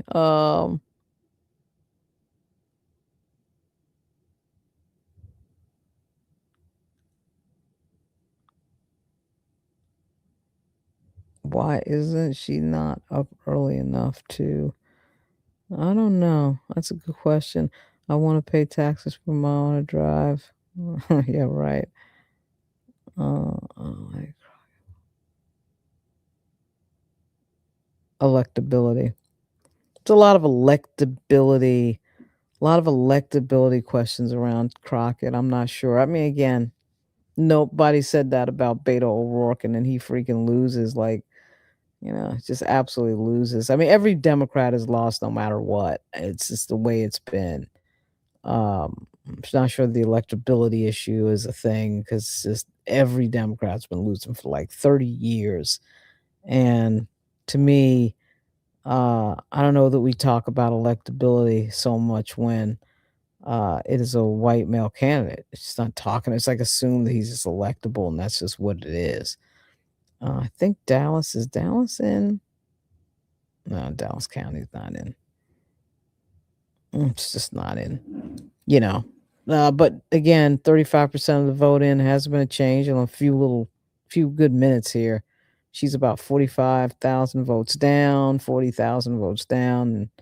And again, she'd have to really run up the score in some of these areas to overtake him at 52-46.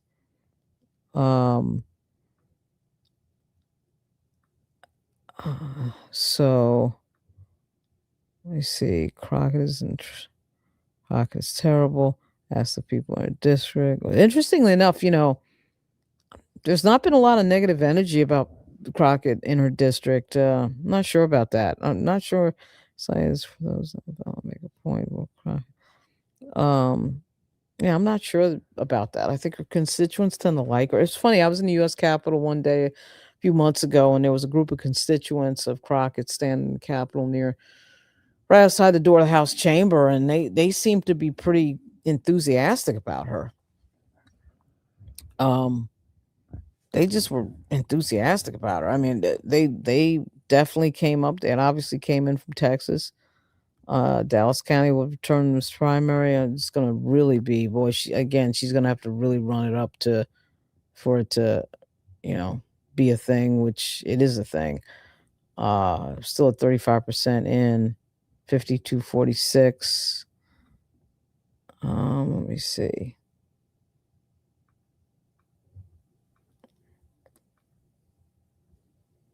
Trying to wait for these two to start talking about the Senate race. They're talking about Attorney General. Oh, no. Here they go. They're talking about the Senate race now. Let's look at these two. I think they're live. Yeah, they're doing some live now. Stronghold for, well, I say stronghold. Right now it's going to Corning and then the surrounding counties, right? Fort Bend County, again, still close here with Paxton and Corning, but going to Paxton. Galveston County over here, going over to Paxton. So it is very, very interesting to see how the rest of this particular area, Wharton County, is going to shape up and, what they're going to be doing here. I think the Dallas counties are also interesting. You have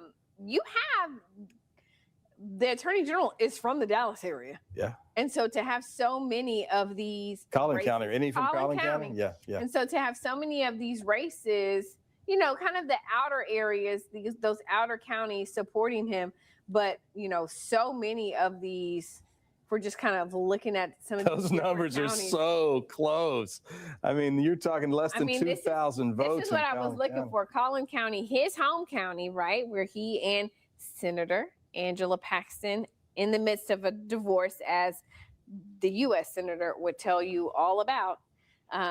It's interesting. That's 65% voting. All right, so we just heard, if we take on the Democratic side, we want to take a look, and you can see that State Representative James Talarico is having a very strong showing. I thought he might do well. I thought there aren't a lot of votes here. There's probably more votes here than there are here. Sure. I mean, you can click on some of them and we can see, some of what's happening in the panhandle. 39. You're going to have 20. There's not going to be many. Right. But the cumulative, I think that's one thing I was curious to see how Talarico was going to do here and here. Mm-hmm. That to me is going to be key for him. If he performs well here, and in these smaller counties out here, he might be able to, I think, keep up at least 52% right now with nearly 870,000 votes statewide cast. And so that's a switch. Obviously, we want to know from when we were looking at this earlier, Harris County still strongly for Jasmine Crockett. And this is what we expected, right? If we go to Travis County,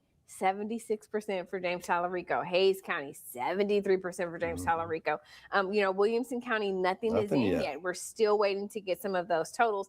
So when you look, I think Williamson is one of the counties that may be delayed, of course, and so we're sitting here waiting for that.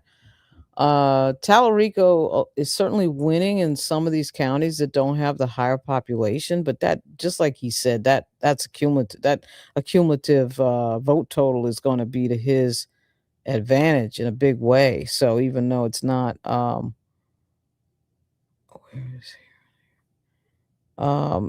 going to be that's still going to work for him. Question is, can she run up the score in Dallas and Williamson? Dallas County and Williamson, that's going to be very, very, that's going to be the decisive question. Already you can see some of the pundits on X assuming that Talarico is going to win, but I don't know that they are basing that on anything other than a feeling, a spidey sense, but they may have done some math behind that, of course. Wouldn't surprise me if they did do some math behind that.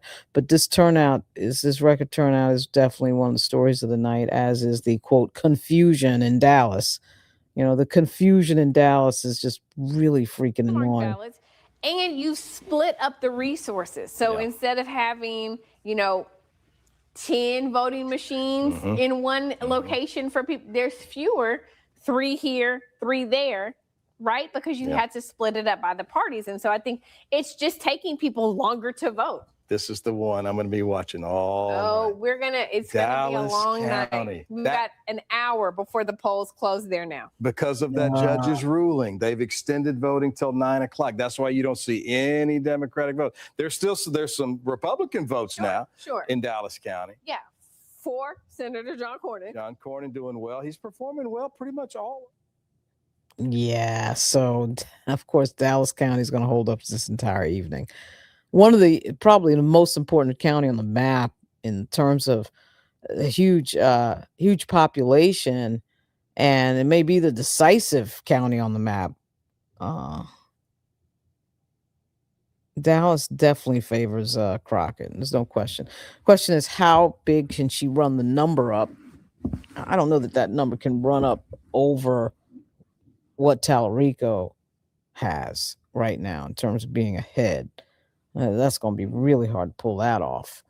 And we just got a little bit of an update here. 36% of the vote in, 52-46 Talarico, 52-46 Talarico. Again, looking down here to see if his stronghold has come in. It's where Williamson, gosh, it's exactly the counties that matter. Williamson County and Dallas County. And those are the ones that are going to be delayed. What an amazing thing. It's just incredible how things work out. It really truly is. Yeah, that's gonna take probably all freaking night to figure that out. Let me see.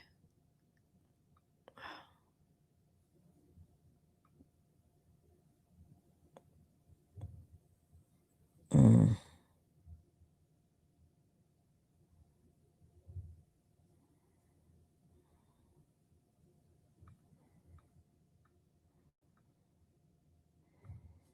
Yeah, let's dip into this again.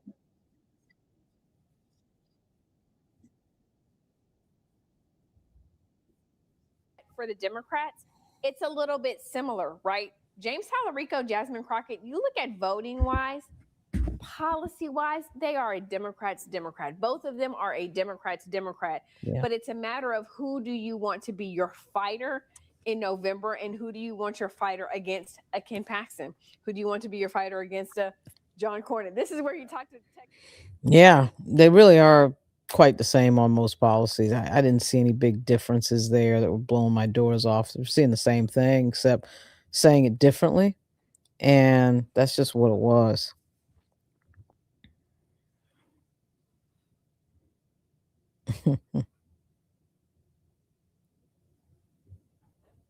I don't know if the prosecution rests. We'll see. We got some numbers that have to come in here to figure this out. Still not there in terms of only 36% reporting. It's probably gonna be another hour before we get to the point where we know what's going on. But we're definitely getting an indication because the person ahead tends to stay ahead in these things typically all night long. I would say all night long, but after a certain percentage, like 40%, that person does tend to stay in charge.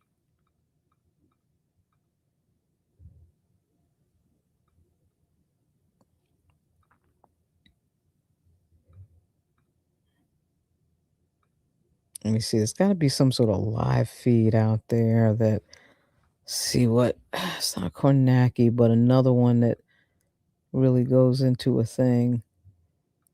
And these two at the local station are really doing something very, very similar. Just really doing a deep dive analysis of the maps. They're doing a really good job of it too. Let me see, what is this? Brian Tyler Cohen is out there. We like that. We like that. He's doing some analysis, and this is great. This is great. One of my personal favorites. Let's see what he's talking about here. Remains to be seen who's going to emerge from this primary. Obviously, John Cornyn is the incumbent senator, and Ken Paxton is the embattled Texas official. And I believe the attorney Always general. in battle. Let me just confirm that. Yes, Ken Paxton is the attorney general. He's been attorney general for about a decade now. Mm.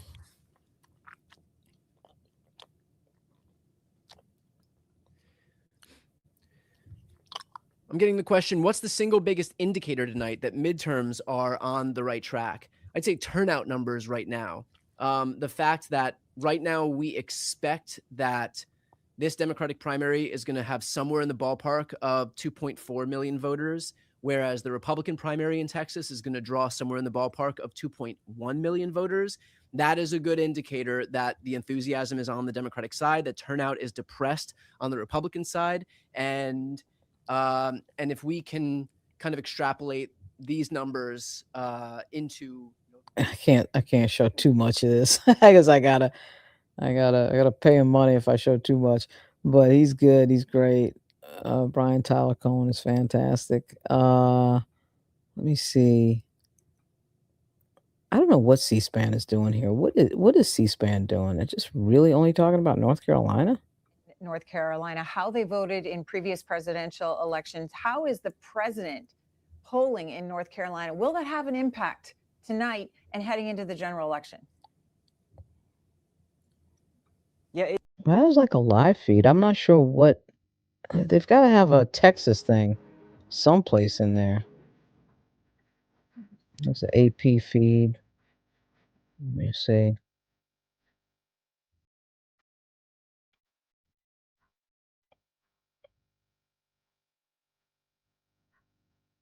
Many predictions until we get that information. I've been watching Harris County very closely because that's really the sort of, I guess, swing region, at least in this primary. Neither candidate has a very strong foothold there.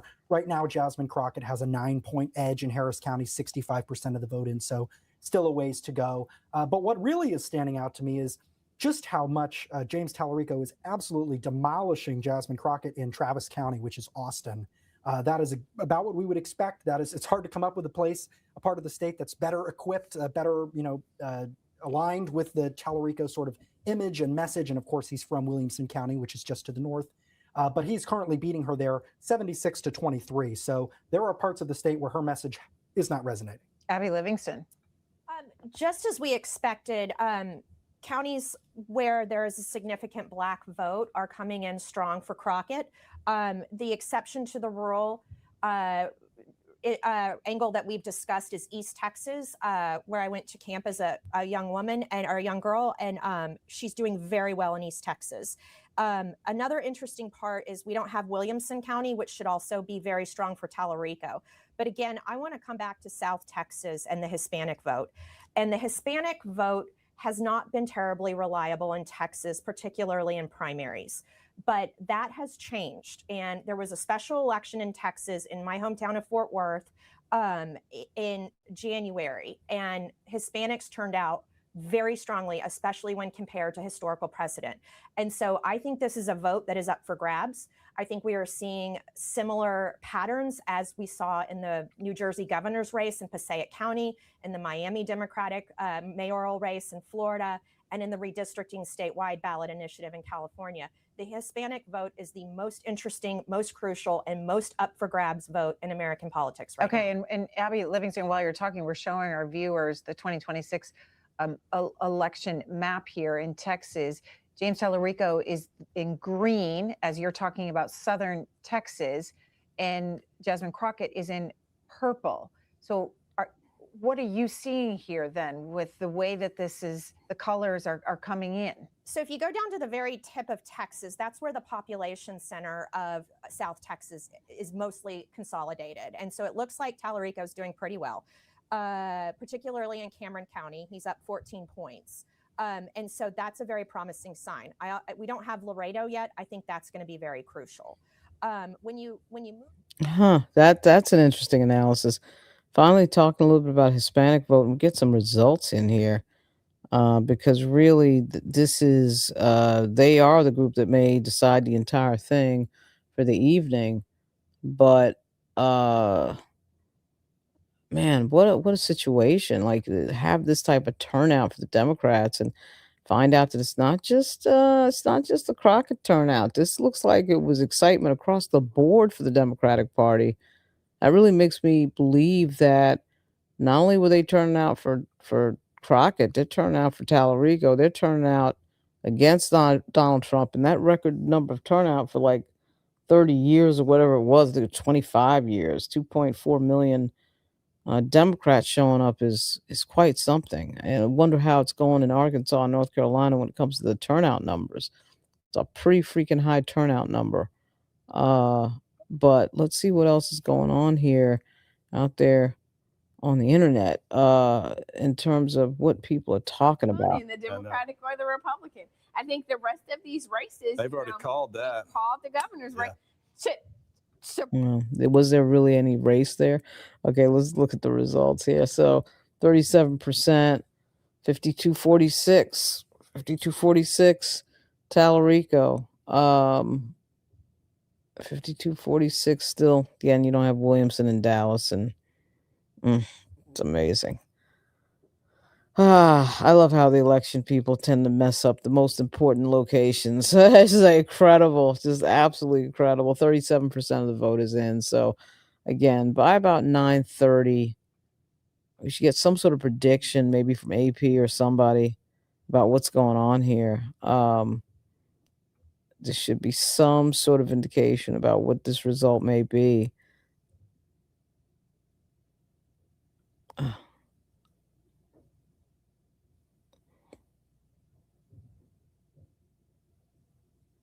The governor's primary race is not competitive. She has to also.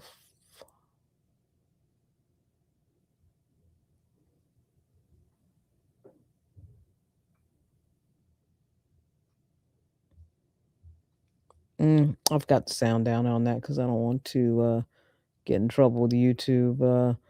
There's a lot of copyright concerns back and forth with YouTube, which is fine. Try to find something that's kind of like a feed that maybe folks are doing. It's not, maybe a government thing or a campaign thing. Certainly can follow their campaign feeds. 52-46, 37% of the vote in 52-46. Talarico is ahead. Is this going to be an update here? Plus, yeah. Yep, Talarico still ahead, 52-46. It was a little minor update right there. 38%. And yeah, it's just a minor update there. Let me see if anybody's saying anything in terms of predicting this thing for the evening. I think by 9:30 there should be some sort of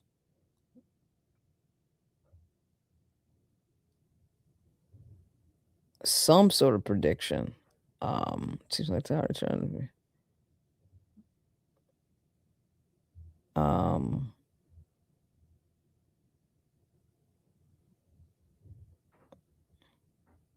Yeah, not yet. I mean, there's not anything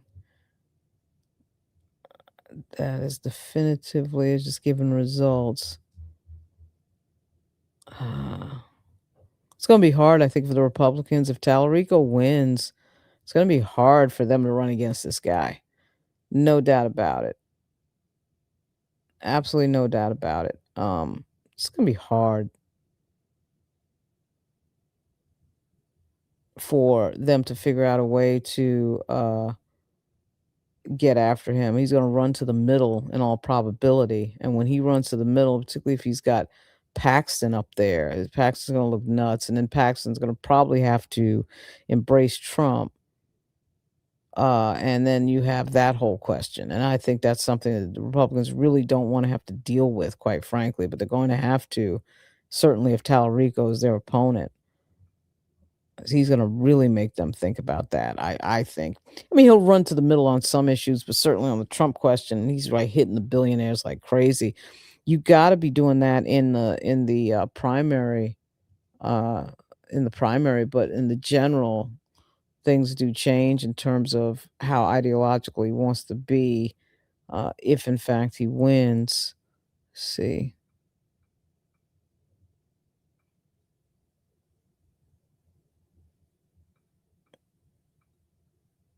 38% of the vote. 38% of the vote and 52-46 Talarico. Man, this Dallas County thing is a pain in the neck. Such a pain in the neck. It's 45 minutes to go for that poll to close. It's not 9 o'clock for another 45 minutes in Texas. We'll wait around all freaking night to find that out because of some silly ass lack of planning. 8:23.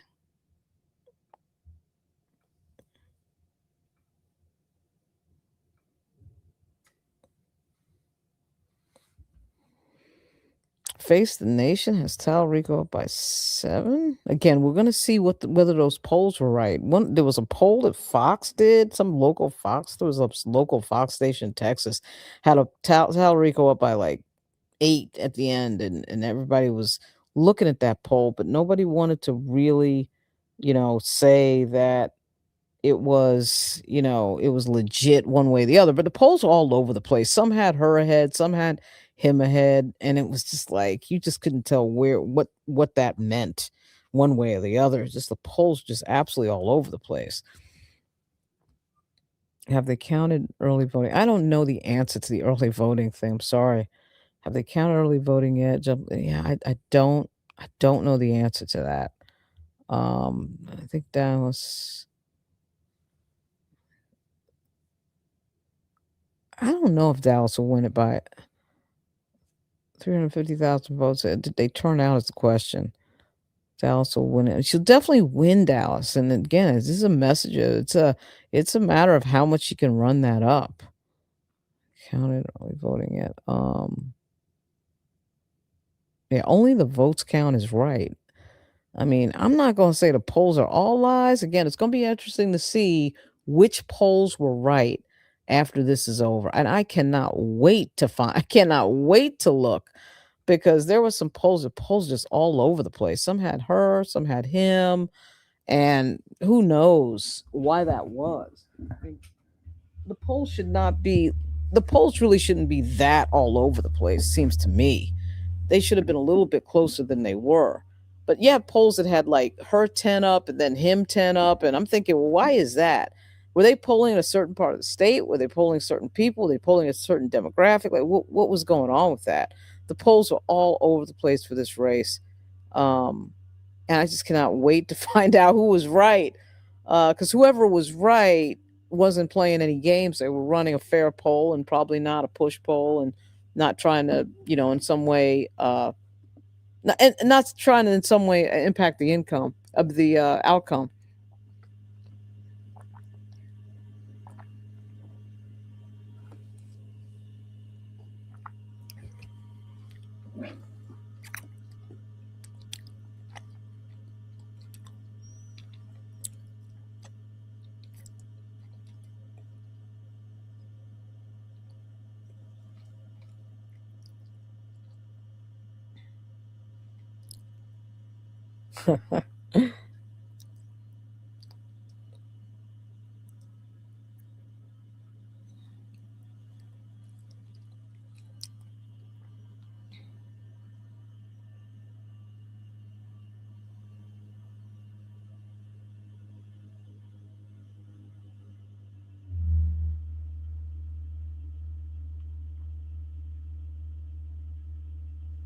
Oh wow, let's look at the results. 43%, and again, we should be having a moment here of figuring out 53% in. I'm sorry, 43% in. Talarico 53-45. Talarico 53-45 with 43% of the vote in. But without Dallas, but then again, we don't have Williamson, which should be big for him. That should be really big for him. Without Dallas, and maybe even Van Zandt.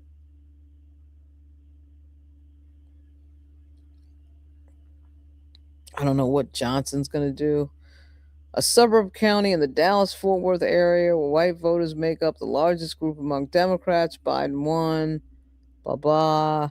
Yeah, that's probably going to, I don't know. I guess that's going to go for Talarico, but that's sort of near Dallas, but it's not Dallas.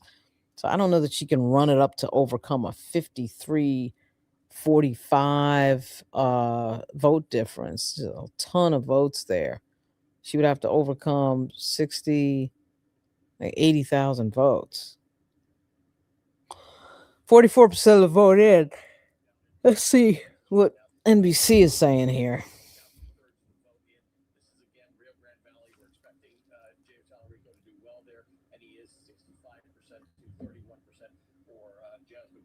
Still waiting for some of these other population centers around here. These are smaller places.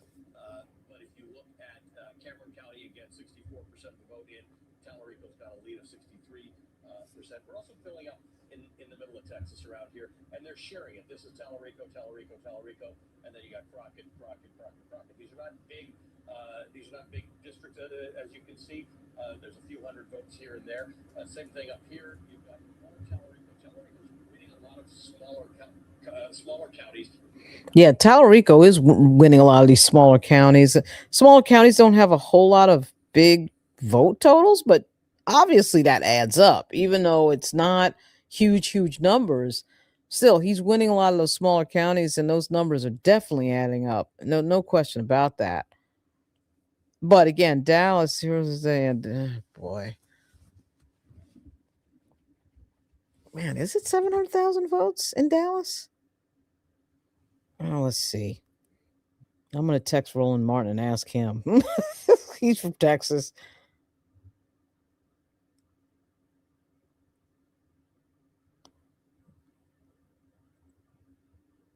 Let's ask a Texan. Let's ask a Texan night. Wow. I don't know that can bring in enough for her to overtake. Obviously, 700,000, more than 700,000. Yeah, it could bring in for enough for her to overtake. But for a primary election, I mean, even though it's like a record turnout for a primary election, I just can't imagine it would be, top number for something like that.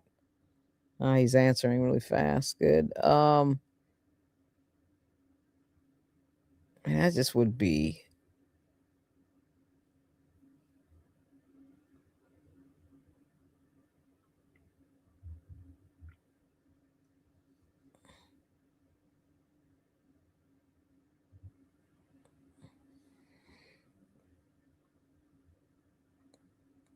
Yeah, I'm from New York, from the Bronx, but my mother's from Virginia, so my entire life has been New York and Virginia.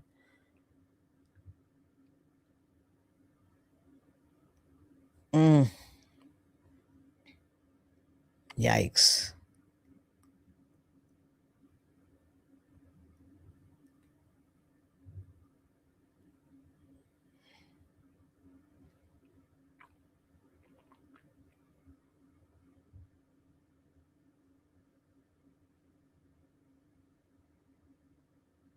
Yeah, I mean, people, let me see what people are saying. I got to go through X a second. There's definitely, I don't know. There should be somebody primarying Schumer. It's just ridiculous, this guy.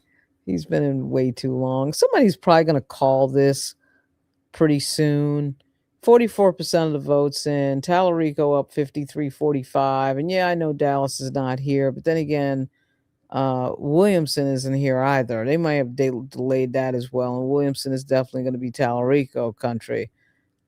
So Williamson not being in there and then Dallas not being in there, I'm not going to say it's going to cancel each other out exactly, but that is an interesting situation. The two areas for both candidates, home bases for both candidates, are not in. They're not in, and they're not gonna be in. So let's take a look at some of the predictors of. There's some folks out there that do predictions that should be able to predict what this is going to do. I mean, with almost 50% of the vote in, just gets to a point where you can figure it out mathematically. I'm surprised nobody has really predicted it. Bexar County.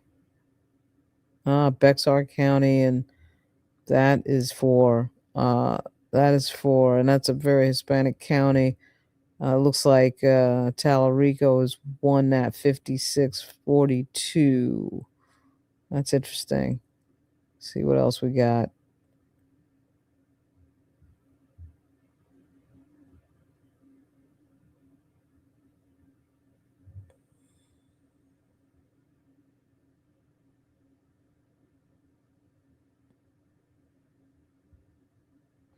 Yeah, 44% of the vote, 53-46.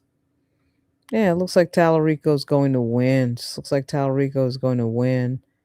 Because I don't think that's going to flip.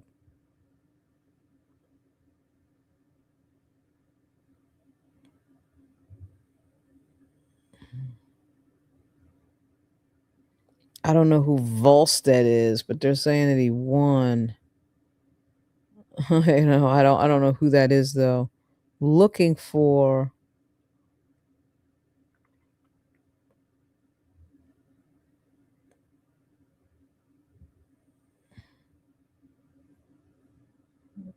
let me see here. What's this? It's cheating, then they will continue to do it. All Red has already stated, we encourage each and every one of you to remain resilient. We cannot allow this type of behavior to be rewarded, because so long as they know that they can win, even if it means cheating, then they will continue to do it. So I am asking you, I am begging you to make sure that you go ahead and figure out where it is that you are supposed to vote, stand in line, wait in line.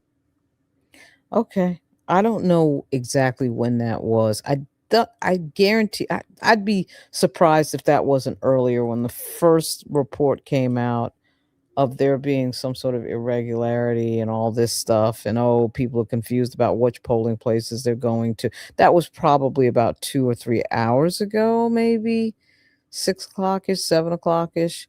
I don't think that was recent, like 3 seconds ago. It doesn't say exactly when it was.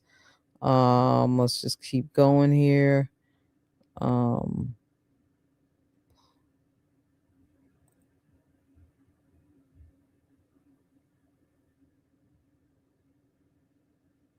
There's a few predictors here saying that Talarico won again, I think by 9:30, and it is 9:30 right now Eastern. We should pretty much know that.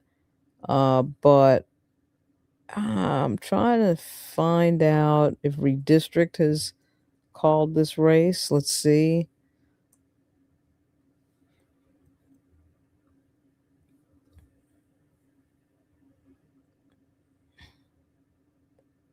Cornyn Paxson advanced to a runoff. Wasserman is saying that this is Dave Wasserman, who of course is like one of the best predictors online. He's saying that Cornyn and Paxton are going to go to a runoff. That's going to be very interesting.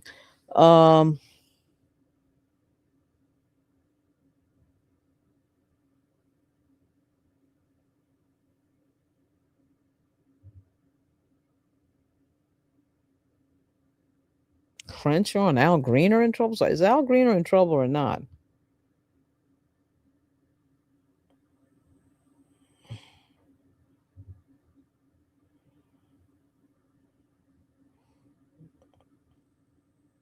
I saw some early numbers for Al Green in Texas. I thought he was fine.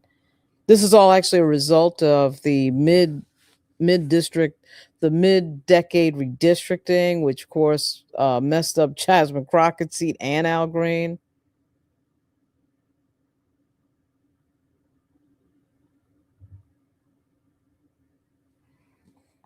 It looks like Dan Crenshaw's the other one, which that's interesting. Let me see. I mean, basically what happened was there were 4 black Democrats in Texas had to basically either run for something else, do some other seat, or they had to change what they were doing, because once that redistricting happened, they were at a huge disadvantage. They were basically drawn out of their seats. It's really what happened. So Menifee is leading Al Green in Texas for Congress. Green comes are losing primaries and over redistricting. Yeah. I mean, so the redistricting of the district really is what that is. I mean, that's just sort of one of those things that was bound to happen. And you notice it upended Colin Allred. It upended Jasmine Crockett, Al Green, and a third member. So 3 black members whose seats were really destroyed in that redistricting round. There's no getting around that. And Al Green would be one of them if he's one of the ones that loses. Here we go again, 44% of the vote in, 53-45, Talarico. Going to try to hold on here to the top of the hour, 10 o'clock Eastern. and see if we can get some reports out of Dallas and Williams. I do think those two things are going to cancel each other out. 45% of the vote, and Talarico is sort of comfortably ahead now. I would say, I would call that a comfortable lead.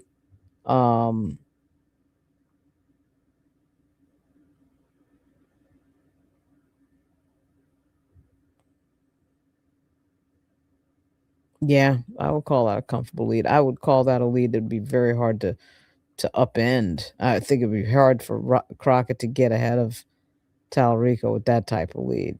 Be very surprising. Anything is possible, I guess you could say, but man, that'd be hard to. I mean, I know there's a ton of votes in Dallas, but man, they'd all have to be going her way. No doubt about that. Let's see.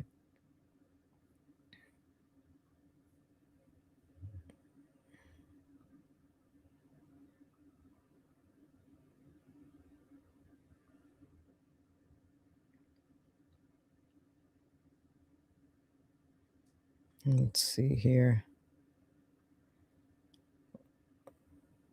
Let's take a look at the New York Times and the results coming in live. 45% in. It was 43% before, and Talarico has opened up an even bigger lead, 53-45. And this is almost, as you can see, that Texas map is pretty much filled in. And I'm not sure how that flips with 45% of the vote in and counted and put to bed. That should be it for this. I'd be surprised if that changes. See if anybody else is saying the same thing. The strength of James Talarico in the more rural areas of the state and in the more Hispanic heavy areas of the state, I think is incredibly notable. I mean, we got a little while ago a bunch of vote from Nueces County, which is down in South Texas, the Corpus Christi area, heavily Hispanic county, and James Talarico in the early vote at least was doubling up Jasmine Crockett. The Latino vote has been a critical element of this primary. It's been harder to get a handle on. Pollsters will tell you that South Texas is probably one of the hardest places to poll anywhere in America. Of course, there are a lot of Latino voters throughout the state, not just in South Texas. Yeah, so just waiting for somebody to call this thing, actually.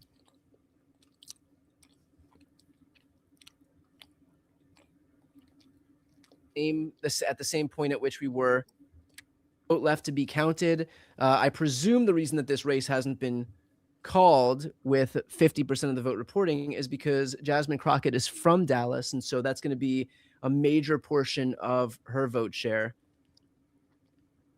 Meanwhile, Travis County, where James Talarico is from, falling overwhelmingly in his favor.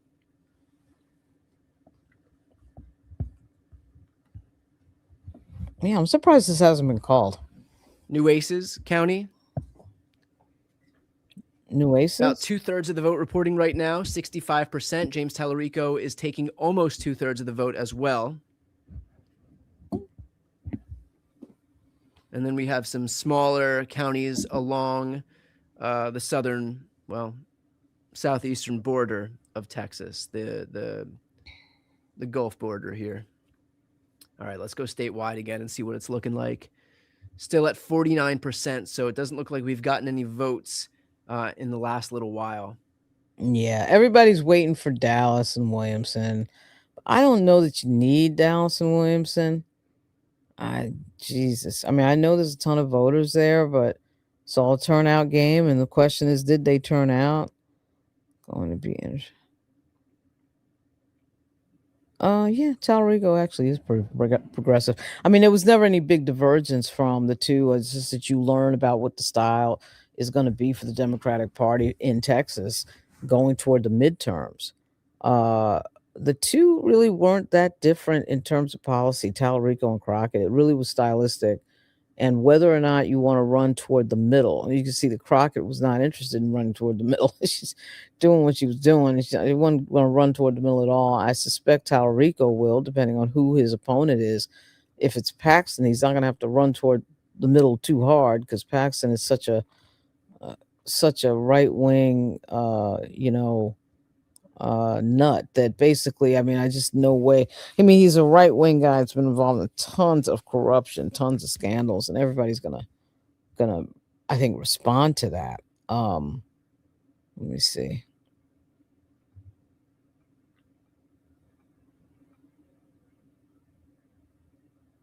Oh, I totally forgot that I had on. Let's go back to New York Times once again. 45% in. I thought it was 50 in. 45% should be enough to call this race. And 45% in is 53-45 Talarico. So it's 55-45 Talarico. It really should be over. I can't imagine. His Williamson should sort of mini cancel out what she's got.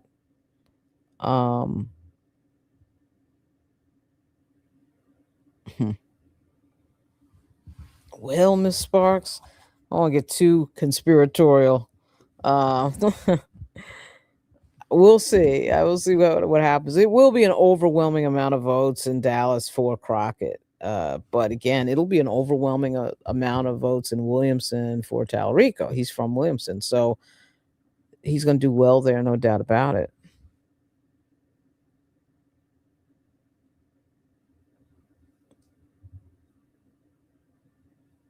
Again, the race does tell us a lot about the direction of the Democratic Party, who they want in there, who they feel comfortable with, what type of candidate they want to promote, what type of candidate they want running in these bigger races. But keeping in mind, Texas is pretty red. Beto O'Rourke lost. I mean, the Democrats may get lucky if Paxton is the candidate. They're going to get very lucky because you want him as the candidate. You definitely want him. If you're the Democrats, you want Paxton as the person. So,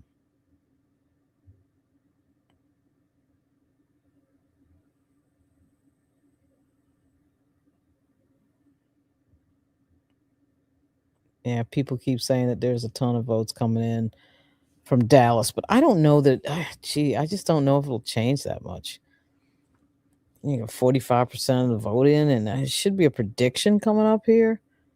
People just need to do the basic math of what.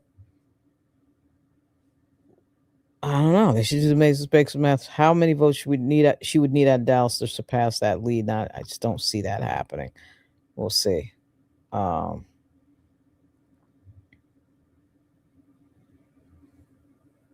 Tarrant. Let's see.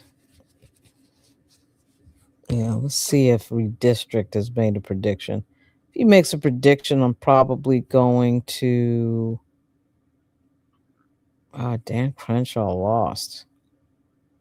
Wow.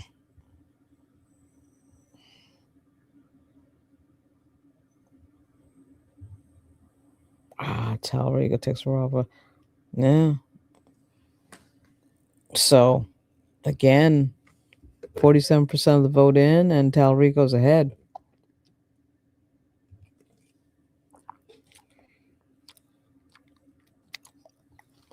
Williamson has half the vote, less than half the vote count of Dallas. It could get interesting, but I don't know. 53-45, 45%.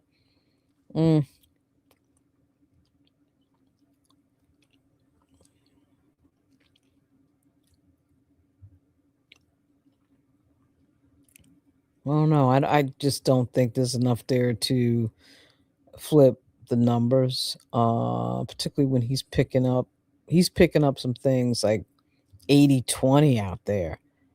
I don't know if she's picking up anything 80-20, but that's pretty damn impressive. It's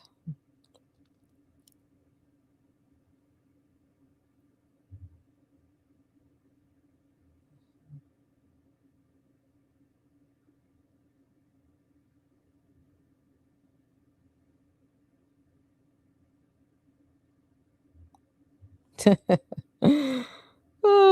love the people who are gloating.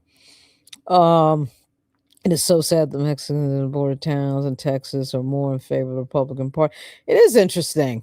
Why are Mexicans so in favor of the Republicans? The Republicans are in here throwing them out of the country and getting, having the fire department go to roofs and try to get them off rooftops, and they're doing their freaking job as a roofer. It's so odd that that's the case, but it is. It's amazing. Who knows why that is? I think, let me see. Let's look for an update here. It's got to be something. What's the guy's name? Redistrict? Yeah, so the polls were extended in 3 counties. And I'm not sure it's going to flip the thing, but the polls were extended in 3 counties.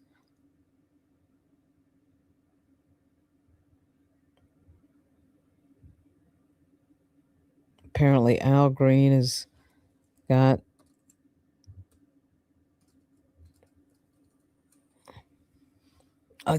some trouble in terms of winning this election tonight's primary. He's in danger of losing. Oh, he's definitely in danger of losing. Is it 53-4?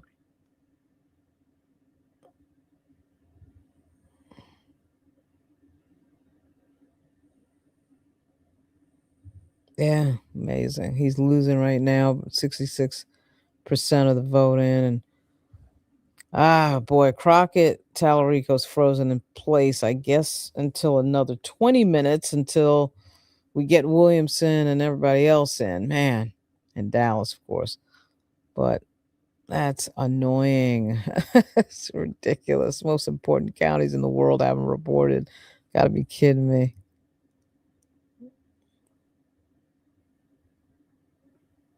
Yep. I see a lot of people talking like it's over already. I'm not sure why. Somebody should have figured out the math by now, but nobody's really figured out the math in Dallas and Williamson, so nobody's going to say anything.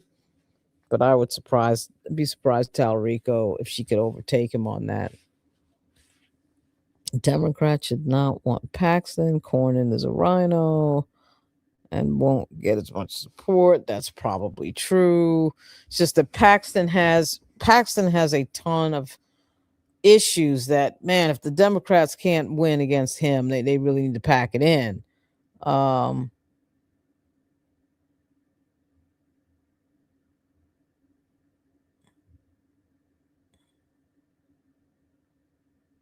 You don't remember how close the last 2 elections were with Beto against? Yeah, they were close, but still, Democrat hasn't won in forever. Ann Richards, I think, was the last one. I swear if Talarico looks like he's going to lose whoever the Republican opponent is. He might. But then again, he's got the wave. You got the wind at your back. Boy, we got Donald Trump in there. For the way they treated Jasmine, Talarico. Yeah, white progressives were interesting during this. No doubt about this. White progressives were extremely interesting during this. A lot of very interesting things that happened. And it's just a, you're the backbone. Black voters are the backbone of the party, and black voters are so important, and they're so vital, and they're the key to the party. And then when it comes to, you're actually wanting to run for office, now you're not the backbone of the party. Now it's like a little bit different. Let me see if I can find a live feed or something to chime into here.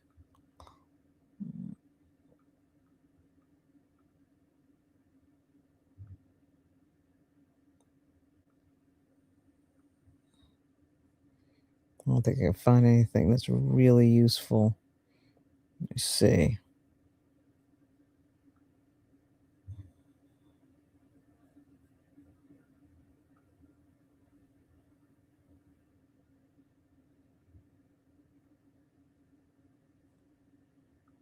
Let me see here.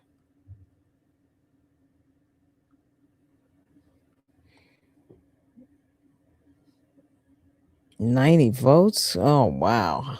That sounds about right. A lot of these races are really close sometimes. It's not even funny. It's crazy. I mean, it is amazing how close things can come. Somehow that doesn't really, that doesn't shock me that these races come that close. Well, Cornyn is coming ahead. That's interesting.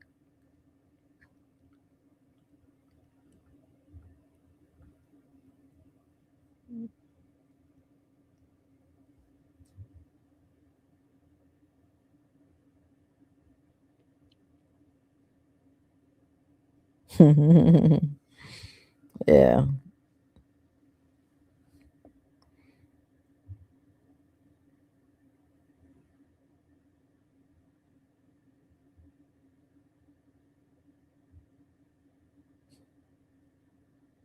That's funny. Again, I am surprised there is no prediction yet for this after it gets to about, even with the outstanding counties. Even with the outstanding counties, I'm a little surprised that there's no prediction yet. It's getting close though. It's getting close. But again, the whole point was to get rid of her House seat, so she had to either resign, run and lose. You know, it was just sort of interesting. But again, two good candidates for the Democrats. Two really, really, really good candidates for the Democrats. There's Marcus.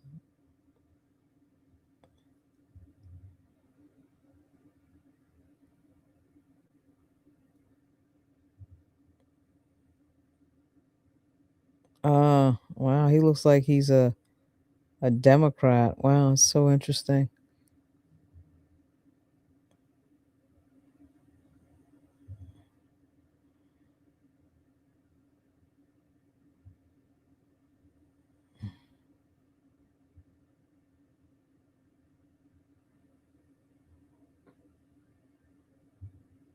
Yeah, there was like a press conference, it looks like about an hour ago.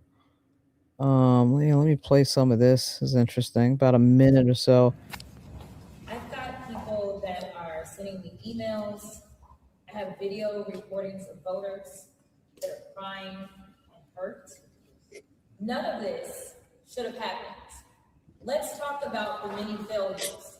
Let's talk about what was intentional. Number one, Republicans only did this to intentionally disenfranchise and confuse voters. That is number one. But number two, while many people were showing up to the polling locations, they were told things such as, you can't provide a provisional ballot. Now that is exactly when you would provide a provisional ballot. If you were saying, this is my polling location, and they're saying, no, it's not, you should, at a very minimum, be able to cast a provisional ballot. We've heard countless stories of people being told you can't. Then we hear stories of people saying, we're trying to go to DallasCountyVotes.org, and the website keeps crashing. Then we're hearing stories of, if the website is up, it's giving us the wrong location to go to. So thank you to Cardall Coleman, who is the chair of the Democratic Party in Dallas County, because he, along with myself, Colin Allred, we all understood what should happen next, which was litigation. And so we were prepared and we were about to file when we received word that an order had been signed by Judge Stacey Williams. Judge Williams signed off on that order for Dallas County, but I want to be clear about this as someone who is running statewide, and frankly, as someone who is concerned that this will become the norm for the Republicans as they are understanding that Democrats are fed up right now, and right now Democrats are outvoting Republicans. That's about the end of that right there. I'm trying to find. I've got people that are sending me emails. I have video recordings of voters that are crying and hurt. None of this should have happened. Let's talk about the many failures. Let's talk about what was intentional. Number one, Republicans only did this to intentionally disenfranchise and confuse voters. That is number one. But number two, while many people were showing up to the polling locations, they were told things such as, you can't provide a provisional ballot. Now that is exactly when you would provide a provisional ballot. If you were saying, this is my polling location, and they're saying, no, it's not, you should, at a very minimum, be able to cast a provisional ballot. We've heard countless stories of people being told you can't. Then we hear stories of people saying, we're trying to go to DallasCountyVotes.org, and the website keeps crashing. Then we're hearing stories of if the website is up, it's giving us the wrong location to go to. So thank you to Carval Coleman, who is the chair of the Democratic Party in Dallas County, because he, along with myself, Colin Allred, we all understood what should happen next, which was litigation. And so we were prepared and we were about to file when we received word that an order had been signed by Judge Stacey Williams. Judge Williams signed off on that order for Dallas County, but I want to be clear about this as someone who is running statewide, and frankly, as someone who is concerned that this will become the norm for the Republicans as they are understanding that Democrats are fed up right now, and right now Democrats are outvoting Republicans. Yeah, I mean, Democrats really are outvoting Republicans. And that energy that we saw wasn't just Crockett. Looks like it was definitely also Talarico, no question. And so, interestingly enough, this irregularity or confusion or whatever we want to call it that went on in Dallas, and this is definitely going to be a huge story tomorrow and tonight, later on tonight, regardless of what the results are. And now I'm reading that the Texas Supreme Court has temporarily blocked a Dallas judge's order to keep the polls open until 9, ordering the county to separate out votes from people who were, oh, wow. Ordering the county to separate votes from people who were not in line at 7 o'clock. Good luck doing that. That's going to be really hard to do. So the Texas Supreme Court, this order to extend the Dallas hours from 7 o'clock from 7 to 9. Of course, the polls were set to close at 7. And of course, we're extended to 9. Boy, Texas is a trip. Texas is an absolute trip. And now we have a situation where you're going to have the Texas Supreme Court pausing a judge's order on the Dallas polls. Wow. Wow. Now they got to separate out the ballots, the people who voted after 9 o'clock. Well, good luck doing that. That is really crazy. That is absolutely crazy. That right there is a huge, huge, huge problem. What just got announced. The Texas Supreme Court has overruled the judge's ruling to extend the voting hours for 2 hours from 7 to 9 o'clock. And of course, we were just about to find out some of these results because we're coming up on 9 o'clock Central right now. And now we're finding out that the Texas Supreme Court is killing that ruling to extend the voting hours.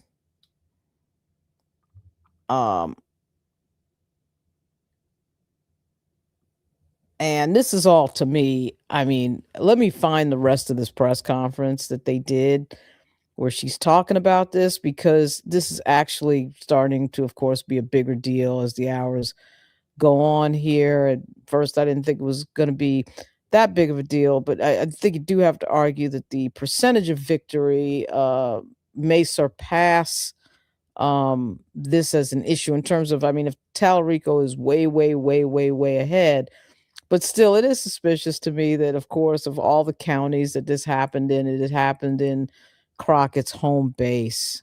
The fact that it happened in Crockett's home base of Dallas is just unbelievable. But the idea that they're going to have to figure out who voted after 7 o'clock, who voted after 7, between that hour of 7 to 8, and of course 8 to 9, so from 7 to 9, and somehow they're going to probably try to, I don't know what they're going to try to do with those ballots of everybody who voted after 7 o'clock. That sounds completely ridiculous. Completely ridiculous. But there are reports that hundreds of voters were turned away.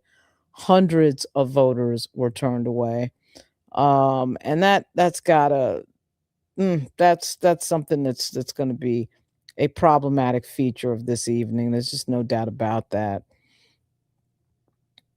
Man, that is wild. CNN isn't saying anything about it, but that is completely wild.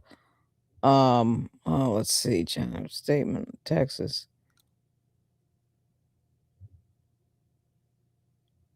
Yeah, let me see if I can find the video of her, Colin Allred, just speaking at that press conference. But once again, what has happened in the last few minutes here apparently is that the Texas Supreme Court has ruled against the extension of the voting hours in Dallas County. What happened was a ton of voters were turned away.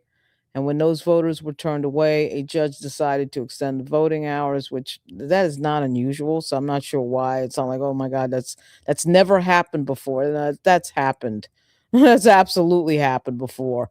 That voting hours were extended when there was some sort of irregularity or some sort of an issue.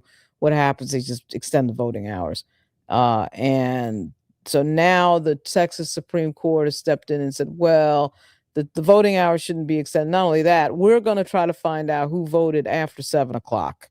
So between 7 and 9, and yes, Miss Sparks, it is always something.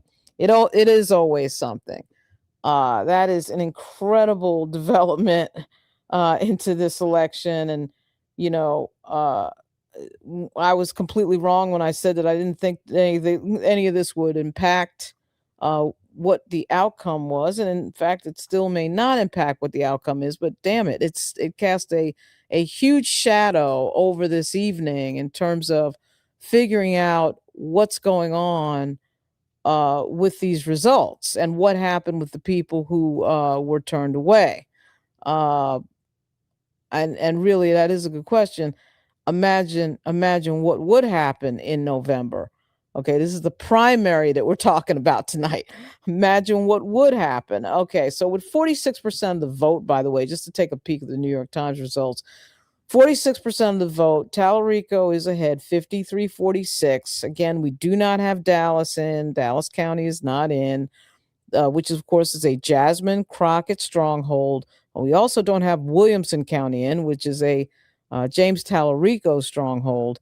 And we sit and we wait because, the extended voting hours in Dallas, I guess they did wait. To Daryl's question earlier, I got that incorrect. So that they did wait to of course count the votes because of the extended voting hours. Now we're finding out that the Texas Supreme Court says that the extended voting hours should not have happened.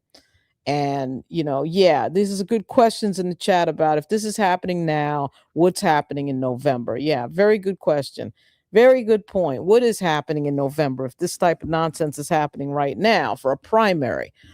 It's ridiculous. Again, everybody has plenty of time to figure out what they're doing and figure out how to plan these things. There's absolutely no excuse for this. Always something. It is always something. She is not winning now. At 46% of the vote in and 53-45. She's down by a good 80,000 votes and with 46% in. So, I mean, in most cases, this race would have been called, but you have one major county that has not reported, which is Dallas, just a major, major county. And it happens to be the home base of Jasmine Crockett.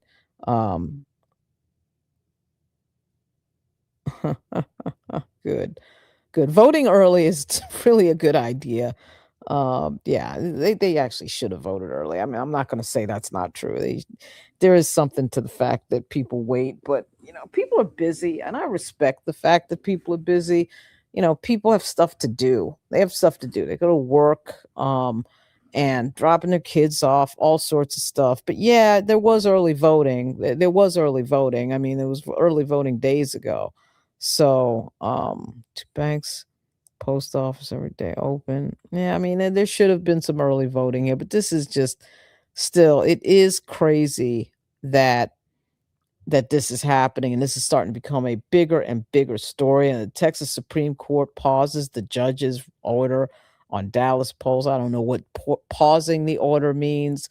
To me, pausing the order means stopping the order. So I'm not, those two things sound the same to me. They stopped the judge's order and they want to know who voted after 7 o'clock. And Sounds like they're on the road to try to void whoever voted after 7 o'clock. Yeah, good luck with doing all that. And you can see the lawsuits flying already when people's votes are not counted because of this type of situation. I mean, it's always something with Texas, always something. And here we are with this. So that is, let me just see if I can find the full Colin Allred, Jasmine Crockett presser from today. What is this? 19 minutes. Yeah, it's probably it right here. Yeah. I'm gonna just roll this. I will be looking at the results as I roll. It's 20 minutes. I'll probably not roll the entire thing, but I'm gonna roll a little bit of this here. Is part of a.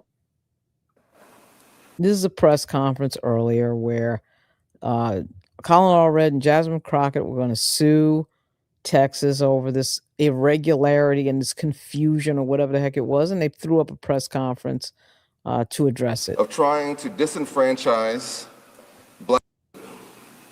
What we're dealing with in Dallas County is part of a broader pattern of trying to disenfranchise Black and brown voters across the state of Texas that began with the gerrymandering of our congressional districts. As Jasmine knows, our districts were redrawn at the command of the White House to try and eliminate the voices of communities like those here in North Texas. The district that I am running in right now, this newly drawn 33rd district, should not exist. A Trump-appointed judge said that it was a racial gerrymander. And yet here we are still running in these districts. Because the Dallas County Republican Party decided that they wanted to continue to restrict and make it more difficult for folks to vote. We have had chaos across our community here in North Texas as folks have gone to their normal polling place and been turned away, told to go somewhere else. Working folks who only have a certain amount of time to drop off their kids, get to the job, do the things they have to do to take care of their family, are being redirected and oftentimes leading to confusion. This is outrageous. It's unacceptable. And we should all recognize what is happening here. That we've had hundreds of reports of voters turned away from their polling place. And as somebody who was a voting rights lawyer before I ever ran for Congress or served in office, and I know Jasmine knows this as well from her background in civil rights, that sometimes a new law can be worse than a bad law. When folks don't know what to expect, when they don't know where to go or who to turn to, we end up in a situation like this. So here's where things stand at this moment, and then I'll turn it over to Congresswoman Crockett. The polls have been extended in Dallas County until 9 p.m.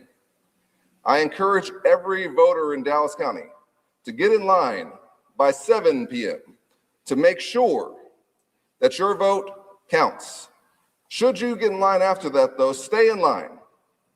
Cast your provisional ballot, and we will make sure and do everything we can that your vote is one that counts. We have been given an opportunity, thanks to a judge's order. I was ready to bring a lawsuit to try and extend this. Luckily, it was already done. To have a couple more hours to try and deal with this chaos. So to folks here in Dallas County, to my fellow North Texans, I say make sure that you find your polling place at dallascountyvotes.org. Look up your new polling place, again, at dallascountyvotes.org. And make sure, if you can, to be in line by 7, but if you don't, we'll still fight to make sure your vote is going to be counted. And we'll be there till 9 o'clock. We are in this fight not just for our elections, but for the right to vote in this state and the democracy that is at risk in this country. This is bigger than just what's happening in Dallas County or just the chaos that we've seen today. It is a pattern and one that we're going to fight against. Congresswoman Crockett. Thank you so much. My heart is breaking. I've got people that are sending me emails. I have video recordings of voters that are crying and hurt. None of this should have happened let's talk about the many failures. Let's talk about what was intentional. Number one, the Republicans only did this to intentionally disenfranchise and confuse voters. That is number one. But number two, while many people were showing up to the polling locations, they were told things such as, you can't provide a provisional ballot. Now, that is exactly when you would provide a provisional ballot. If you are saying, this is my polling location, and they're saying, no, it's not, you should, at a very minimum, be able to cast your provisional ballot. We've heard countless stories of people being told you can't. Then we hear stories of people saying, we're trying to go to DallasCountyVotes.org, and the website keeps crashing. Then we're hearing stories of, if the website is up, it's giving us the wrong location to go to. So thank you to Cardall Coleman, who is the chair of the Democratic Party in Dallas County, because he, along with myself and Colin Allred, we all understood what should happen next, which was litigation. And so we were prepared and we were about to file when we received word that an order had been signed by Judge Stacey Williams. Judge Williams signed off on that order for Dallas County, but I want to be clear about this as someone who is running statewide, and frankly, as someone who is concerned that this will become the norm for the Republicans, as they are understanding that Democrats are fed up right now, and right now Democrats are outvoting Republicans. They not only did this in Dallas County, they did it in Williamson County. Williamson County right now, from what I understand, has not been granted any relief. I am here to say that it is wrong for it to be done to anyone, a Democrat or a Republican. But the Republicans didn't even have enough sense or enough courage to go out there and try to get a court order on behalf of their constituents, the Republicans. So these hours are extended for the Democrats. Now, the other issue that we have heard all over happening today was that these voting machines, that they are down. I just received an email right before I walked up. It was actually out of Tarrant County, of a woman saying there was only one Democratic machine at the location that she went to in Tarrant County, and there's 12 or 13 Republican machines. Down in Lancaster, I've been told that they've had machines down all day, and ever since they've called first thing in the morning to get more machines, they finally did bring some at some point in time, but those machines were Republican machines, not Democratic machines. Listen, this may be a very close election, and it may hinge on who was allowed to vote or who wasn't allowed to vote in Dallas County. But I'm here to say, regardless as to whether or not it's close or not, this is wrong. If one person has the right to vote and they weren't allowed to cast their vote, we should all be standing together, Democrats, Republicans, and we should all be raising hell. But unfortunately, this was always the plan. And so I am grateful for this court order. And as Congressman Allred has already stated, we encourage each and every one of you to remain resilient. We cannot allow this type of behavior to be rewarded, because so long as they know that they can win, even if it means cheating, then they will continue to do it. So I am asking you, I am begging you to make sure that you go ahead and figure out where it is that you are supposed to vote, stand in line, wait in line, and if it means that I got to come out there with you to wait with you, I will do that. And I promise you that going forward, especially as we go into November, we will make sure that this does not happen in the general election. Any questions? So the time is extended, but is the damage done? You mentioned the working person who has that short amount of time to vote. Yeah. What are your thoughts? In the context of voting rights, we know that a voter turned away is likely someone who does not vote that day. And there's a lot of reasons for it. It can be frustration, it can be their schedules. And so a lot of damage has been done. but I agree with Congresswoman Crockett that our message, I think, to folks is that your vote is so powerful, they're trying to take it away. Don't let them.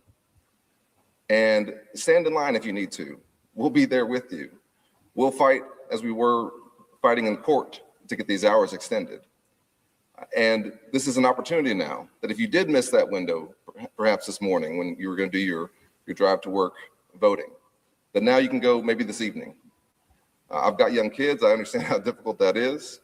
But our message to folks is this is an opportunity for us, at least in Dallas County, for Democrats in Dallas County, to have a couple of extra hours to try and do what we can to rectify this and to take this as an example of a fight that we have to have for November, because we cannot have a repeat of this.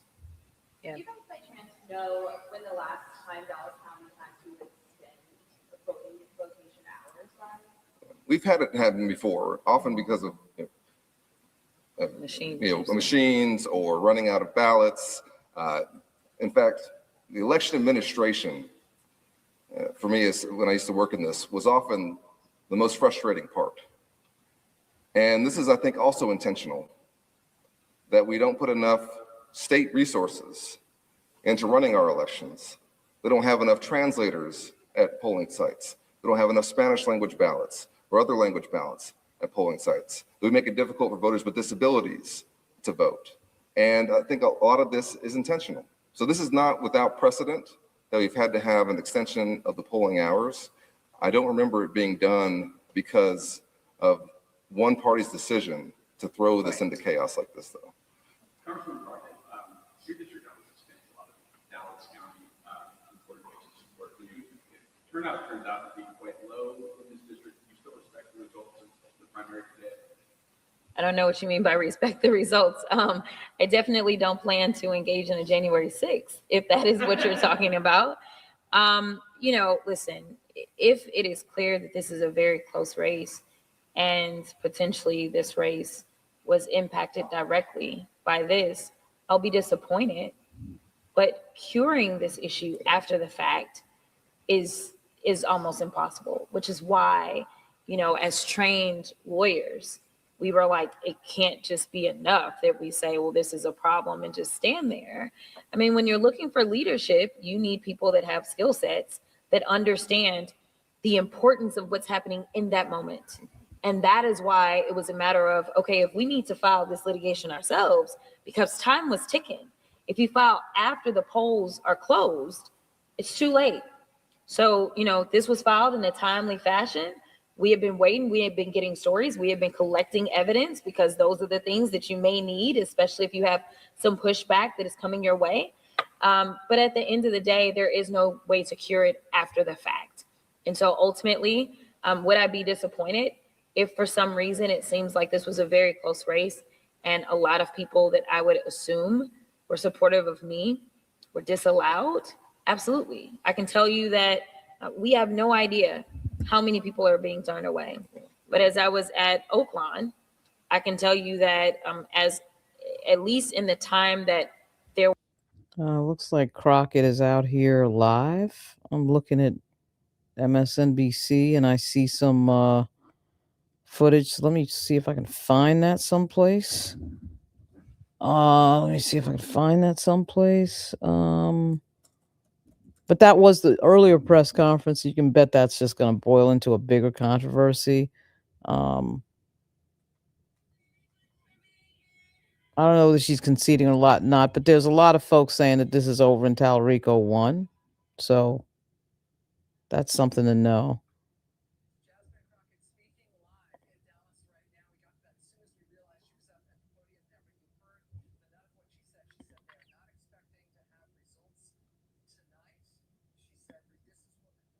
No, she's not expecting to have results tonight. Okay, let me see.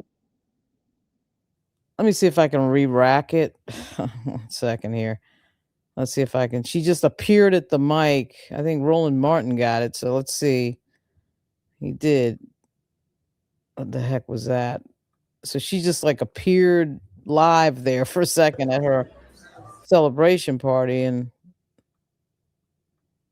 let's see.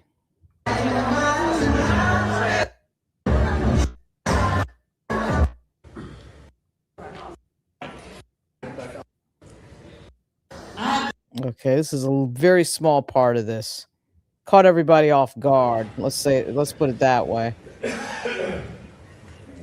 Looks like it's only a few seconds of it. We're about Here we go. returns, and none of the returns out of Dallas County are brought in yet. Dallas County should have the second largest voter participation of any county in this state. We don't have any of the results because there was a lot of confusion today. And so, our Democratic Party chair, Cardall Coleman, he beat me to the punch, as myself and Colin Allred. We're about to file a lawsuit to keep the voting polls open. We were able to keep the polls open, but I can tell you now that people have been disenfranchised. The reason that we knew that there were problems is because we were receiving the phone calls and the emails. The polls were supposed to stay open until 9, according to a court order. The Supreme Court, just a few minutes ago, just said, shut it down.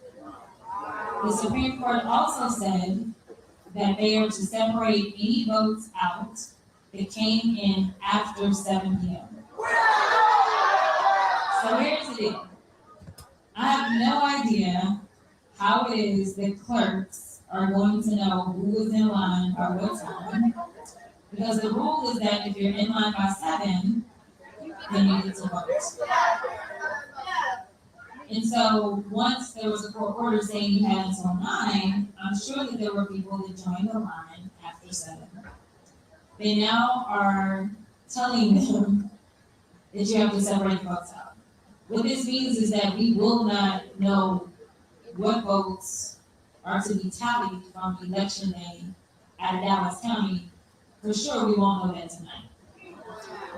So knowing that Dallas County is a big dump of votes,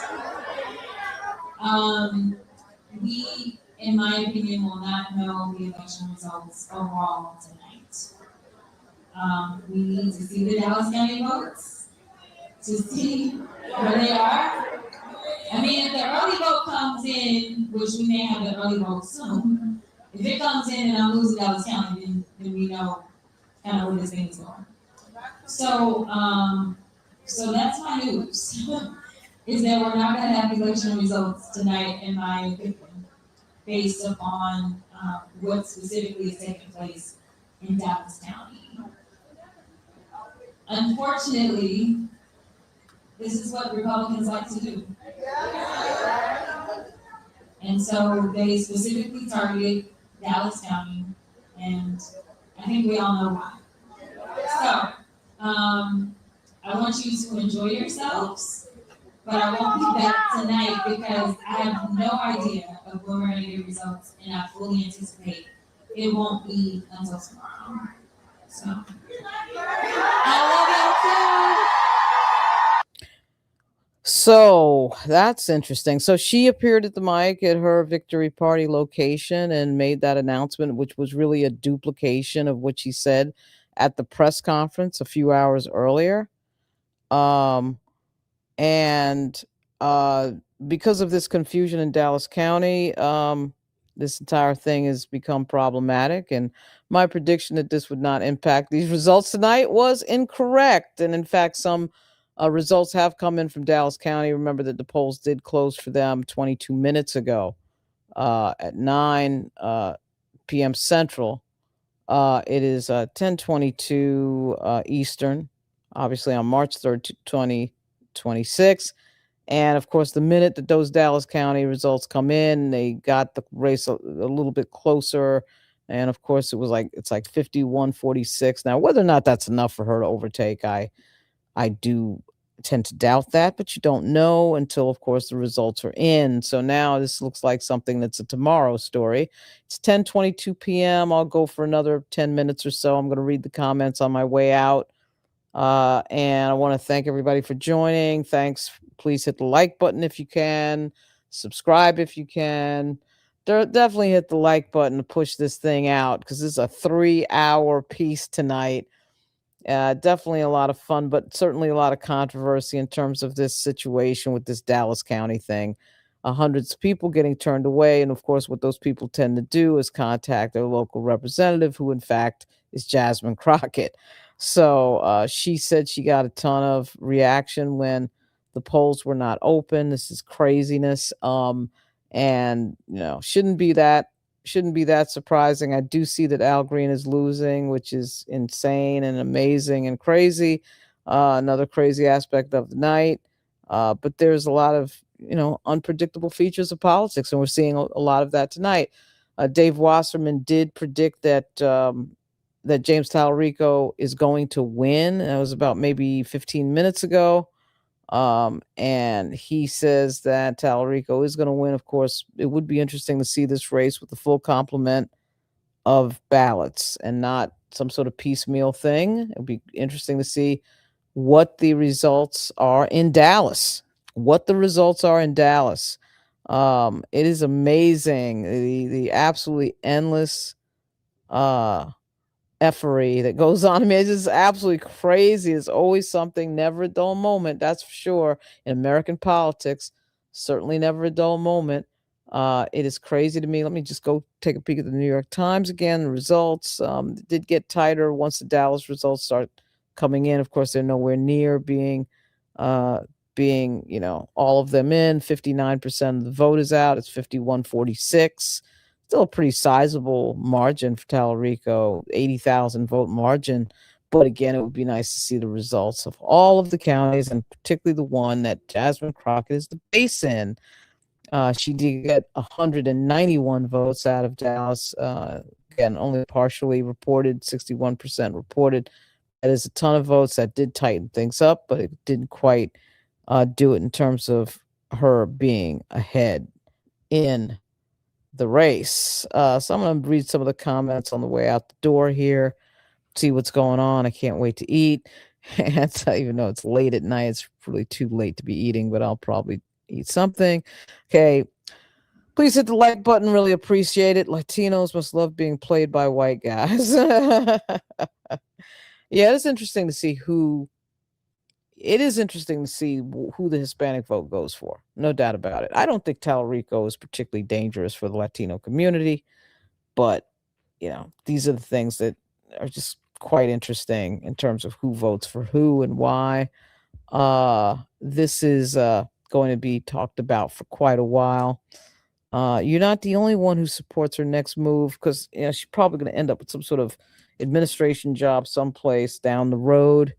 Who knows what that may be? But of course, you have to remember where this all started. If Al Green loses tonight and Jasmine Crockett is out, you realize this all happened because of redistricting in Texas. When Donald Trump signaled to the Republicans in Texas to redistrict these districts, they absolutely targeted 4 black districts. And it was Al Green, Jasmine Crockett, Mark Veazey. And all 3 of them are going to end up out of Congress next year. There's just no doubt about it that they were targeted. And they really, I think, wanted to get the one they really wanted to get out of there was Jasmine Crockett. And it would appear that they have succeeded in doing that tonight. Civil War 27. Let's not have any civil wars. Civil wars are crazy. No retreat, no surrender. That's from the Bruce Springsteen song, No Surrender. No surprise to them. It's Bulls voting for Talarico in November. Yeah. I'm not. That's for another. That conversation is for another live. But yeah, it is interesting that Black Democrats just sort of do whatever the heck the party tells them to do without any question. Cory Bush never found another political job. Man, that's true. Cory Bush is running again, by the way, in Missouri. And that's going to be a very interesting race. She may actually have a shot there.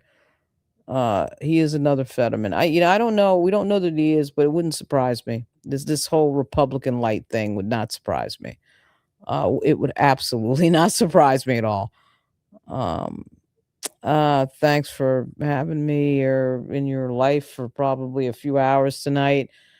Ooh, boy, that was interesting. That was way more interesting than it should have been. Again, in the morning, I'll probably do another live at 9 a.m. Eastern. By that time, we've got more results. We'll have more Dallas in. We'll know a few more things. It does look like Talarico's margin of victory is pretty sizable. The Dallas results may not have been the decisive factor, but there does have to be some clarity and some facts gained on what the heck happened there and how many voters were impacted. Dallas is huge, and so the question is, how many voters are impacted? I could tell by the look on Rachel Maddow's face that a lot of voters were impacted. She's talking about it right now. So Al Green is losing is insane to me. It's absolutely insane.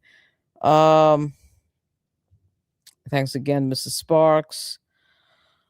Oh boy, this is going to be quite something. Thanks again for the super chat. Really appreciate this.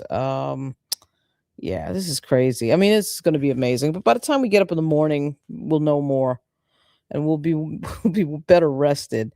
And no proof that Talarico is Fetterman. He had been a very consistent state house, and really, I guess you could say nobody is Fetterman. I mean, Fetterman is a trip. He's an absolute trip. Basically, a Republican, another Joe Manchin.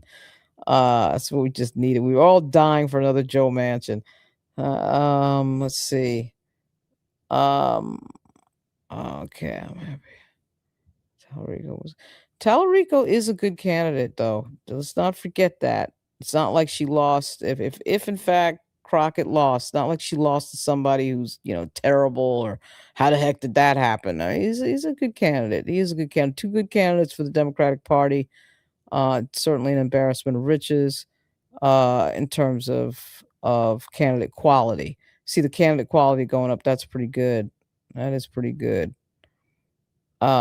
This whole thing of, and this is a kind of a Democratic Party, a progressive Democratic Party tradition. Black men are also problematic. I think it's time black women stop supporting black male candidates, return the favor. I completely disagree with that. Black men are right after black women in support of the Democratic Party. But because there's like no black men in the media to say that, right? Nobody ever says it because, it's just not, it's more in vogue to bash black men, quite frankly. So that's what people do. They bash black men. As far as support for the Democratic Party, the number one group is black women. The number two group is black men, period. End of story. It seems to be that just this really weird culture out there of bashing black males. I mean, I don't know what that's about, but I mean, I know what it's about. It's certainly about American history. But when we do it in our own community as black people, it's even more weird, quite frankly. It just makes no sense to me. And I'm not understanding why everything has got to break down in terms of gender. You notice during the civil rights movement, that wasn't the case. And I understand there's a lot of women during the civil rights movement that did not get proper credit because of certainly the misogyny of the time. The men were getting all the credit. They were out front, all that. And a bunch of women were in the background, busting their ass, doing a bunch of stuff. Totally understood. But this gender divide in the community, I think, weakens our politics and weakens our ability to fight the enemies that we have in front of us. And those enemies are not each other. So this idea that black men are problematic is the takeaway of the night. I could not disagree with that more. At any rate, yes, the twins. She was outspent by Colbert. Probably. The Colbert thing might have mattered. That actually might have mattered. Right in the end there.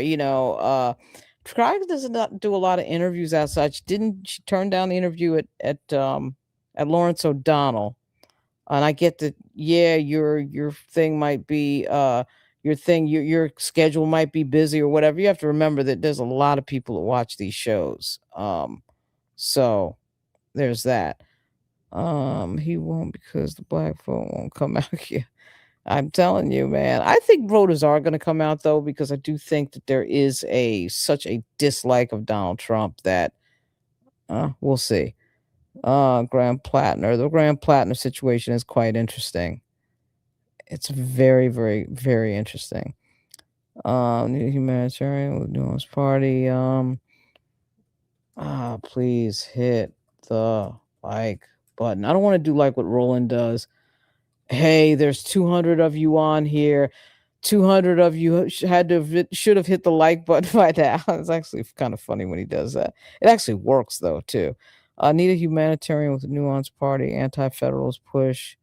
Wait, I'm telling you, my folks down. She's been on Jon Stewart podcast where she's even. I didn't know that she was on the Jon Stewart podcast. Jon Stewart's podcast is really good, really good conversation. For anti-federalist push like Bill of Rights origin. Yeah, maybe that's that. Yeah, real talk. It's a pretty good point. Just policy history. She's been on Jon Stewart. Okay, everybody. I think that's it. I want to bake some cookies or something. He didn't win because of the black vote. Won't come out.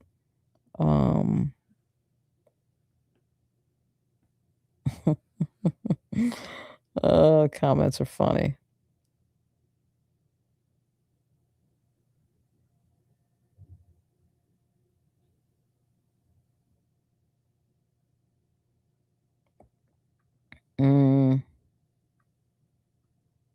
Yeah, there's a reckoning in the party with regard to Israel and Palestine, no doubt about it. Younger voters really have different views on that issue than older voters. And now that there's been a war opened up in Iran, and now we've got Israel involved in that, that's going to be a thing. That's definitely going to be a thing. Okay, I think that's it. Looks like James Talarico won. It does look like he's ahead by a sizable margin, even with the Dallas votes coming in. But certainly, it would be good to see in the morning what the results are. 60% of the vote. Talarico is up 51-46. Again, really two good, really seriously, two really good candidates in the same race, and Democrats should really be happy about that, even though somebody has to lose and somebody has to win, and that is the way life is. Strength is built on recovery, don't burn out. Strength is built on recovery, don't burn out. Okay, I'm Lauren Burke. I worked at ABC News, USA Today, The Hill newspaper, AP. I've worked in media and politics. I worked for 4 members of Congress, including Congressman Andre Carson, Ted Kennedy, George Mitchell, and Tom Daschle. Also worked for the Lieutenant Governor of Virginia, Justin Fairfax, who was railroaded in 2019. That's going to be quite a video when I put that together. And there's a bunch of stuff I've done. I worked in politics in Virginia and New York. Really been fun being on for 3 hours talking about Texas politics. That's a topic I typically don't talk this much about. Thanks again to Miss Sparks for the super chat. Thanks for being a member. Really appreciate it. It is going to be interesting to wake up in the morning and see what the details of this situation is. I'll probably do a live somewhere around 9 a.m. Eastern Standard Time. Congrats to all the people who voted early. That turned out to be a really good idea, voting early and early voting. Wow. So obviously there's a problem in there's a problem in Dallas County, one of the most important counties of the night, to say the least, certainly for Jasmine Crockett, but just generally for Texas. The irregularities, I don't know why I can't say the word irregularities, but I can apparently after 10 o'clock. Those irregularities are going to probably be looked at all night long and into the morning, and probably in the days after. It's probably going to be some lawsuits flying, but I don't know that it's enough to really make a difference in this race. When we look at the numbers, Talarico is ahead by a pretty good amount. It's tightening up. It's 60% of the vote in. It is tightening up a little bit. We wake up in the morning and there's a flip. Wouldn't that be amazing? So anyway, please hit the like button. Thanks for everybody for joining. Agreeing with me is not required. You could be a Talarico fan. You could be a Crockett fan. It's all good. Just vote. A lot of voters out there, good participation, and that's what matters. Irregularities is trying to cheat usually, and particularly in Texas. Texas is known for its shenanigans, and that is certainly understood. We understand American history and these things coming up again and again and again. It's like the same thing over and over again. But anyway, thanks for joining. Please hit the like button. And I really appreciate it. I will be back tomorrow talking more about this. We'll have some facts and some more data and some more clarity on what the Supreme Court in Texas did, what the judge did, and what exactly is going on and whose votes were counted. Some interesting results tonight. I will see you tomorrow. Thanks for joining.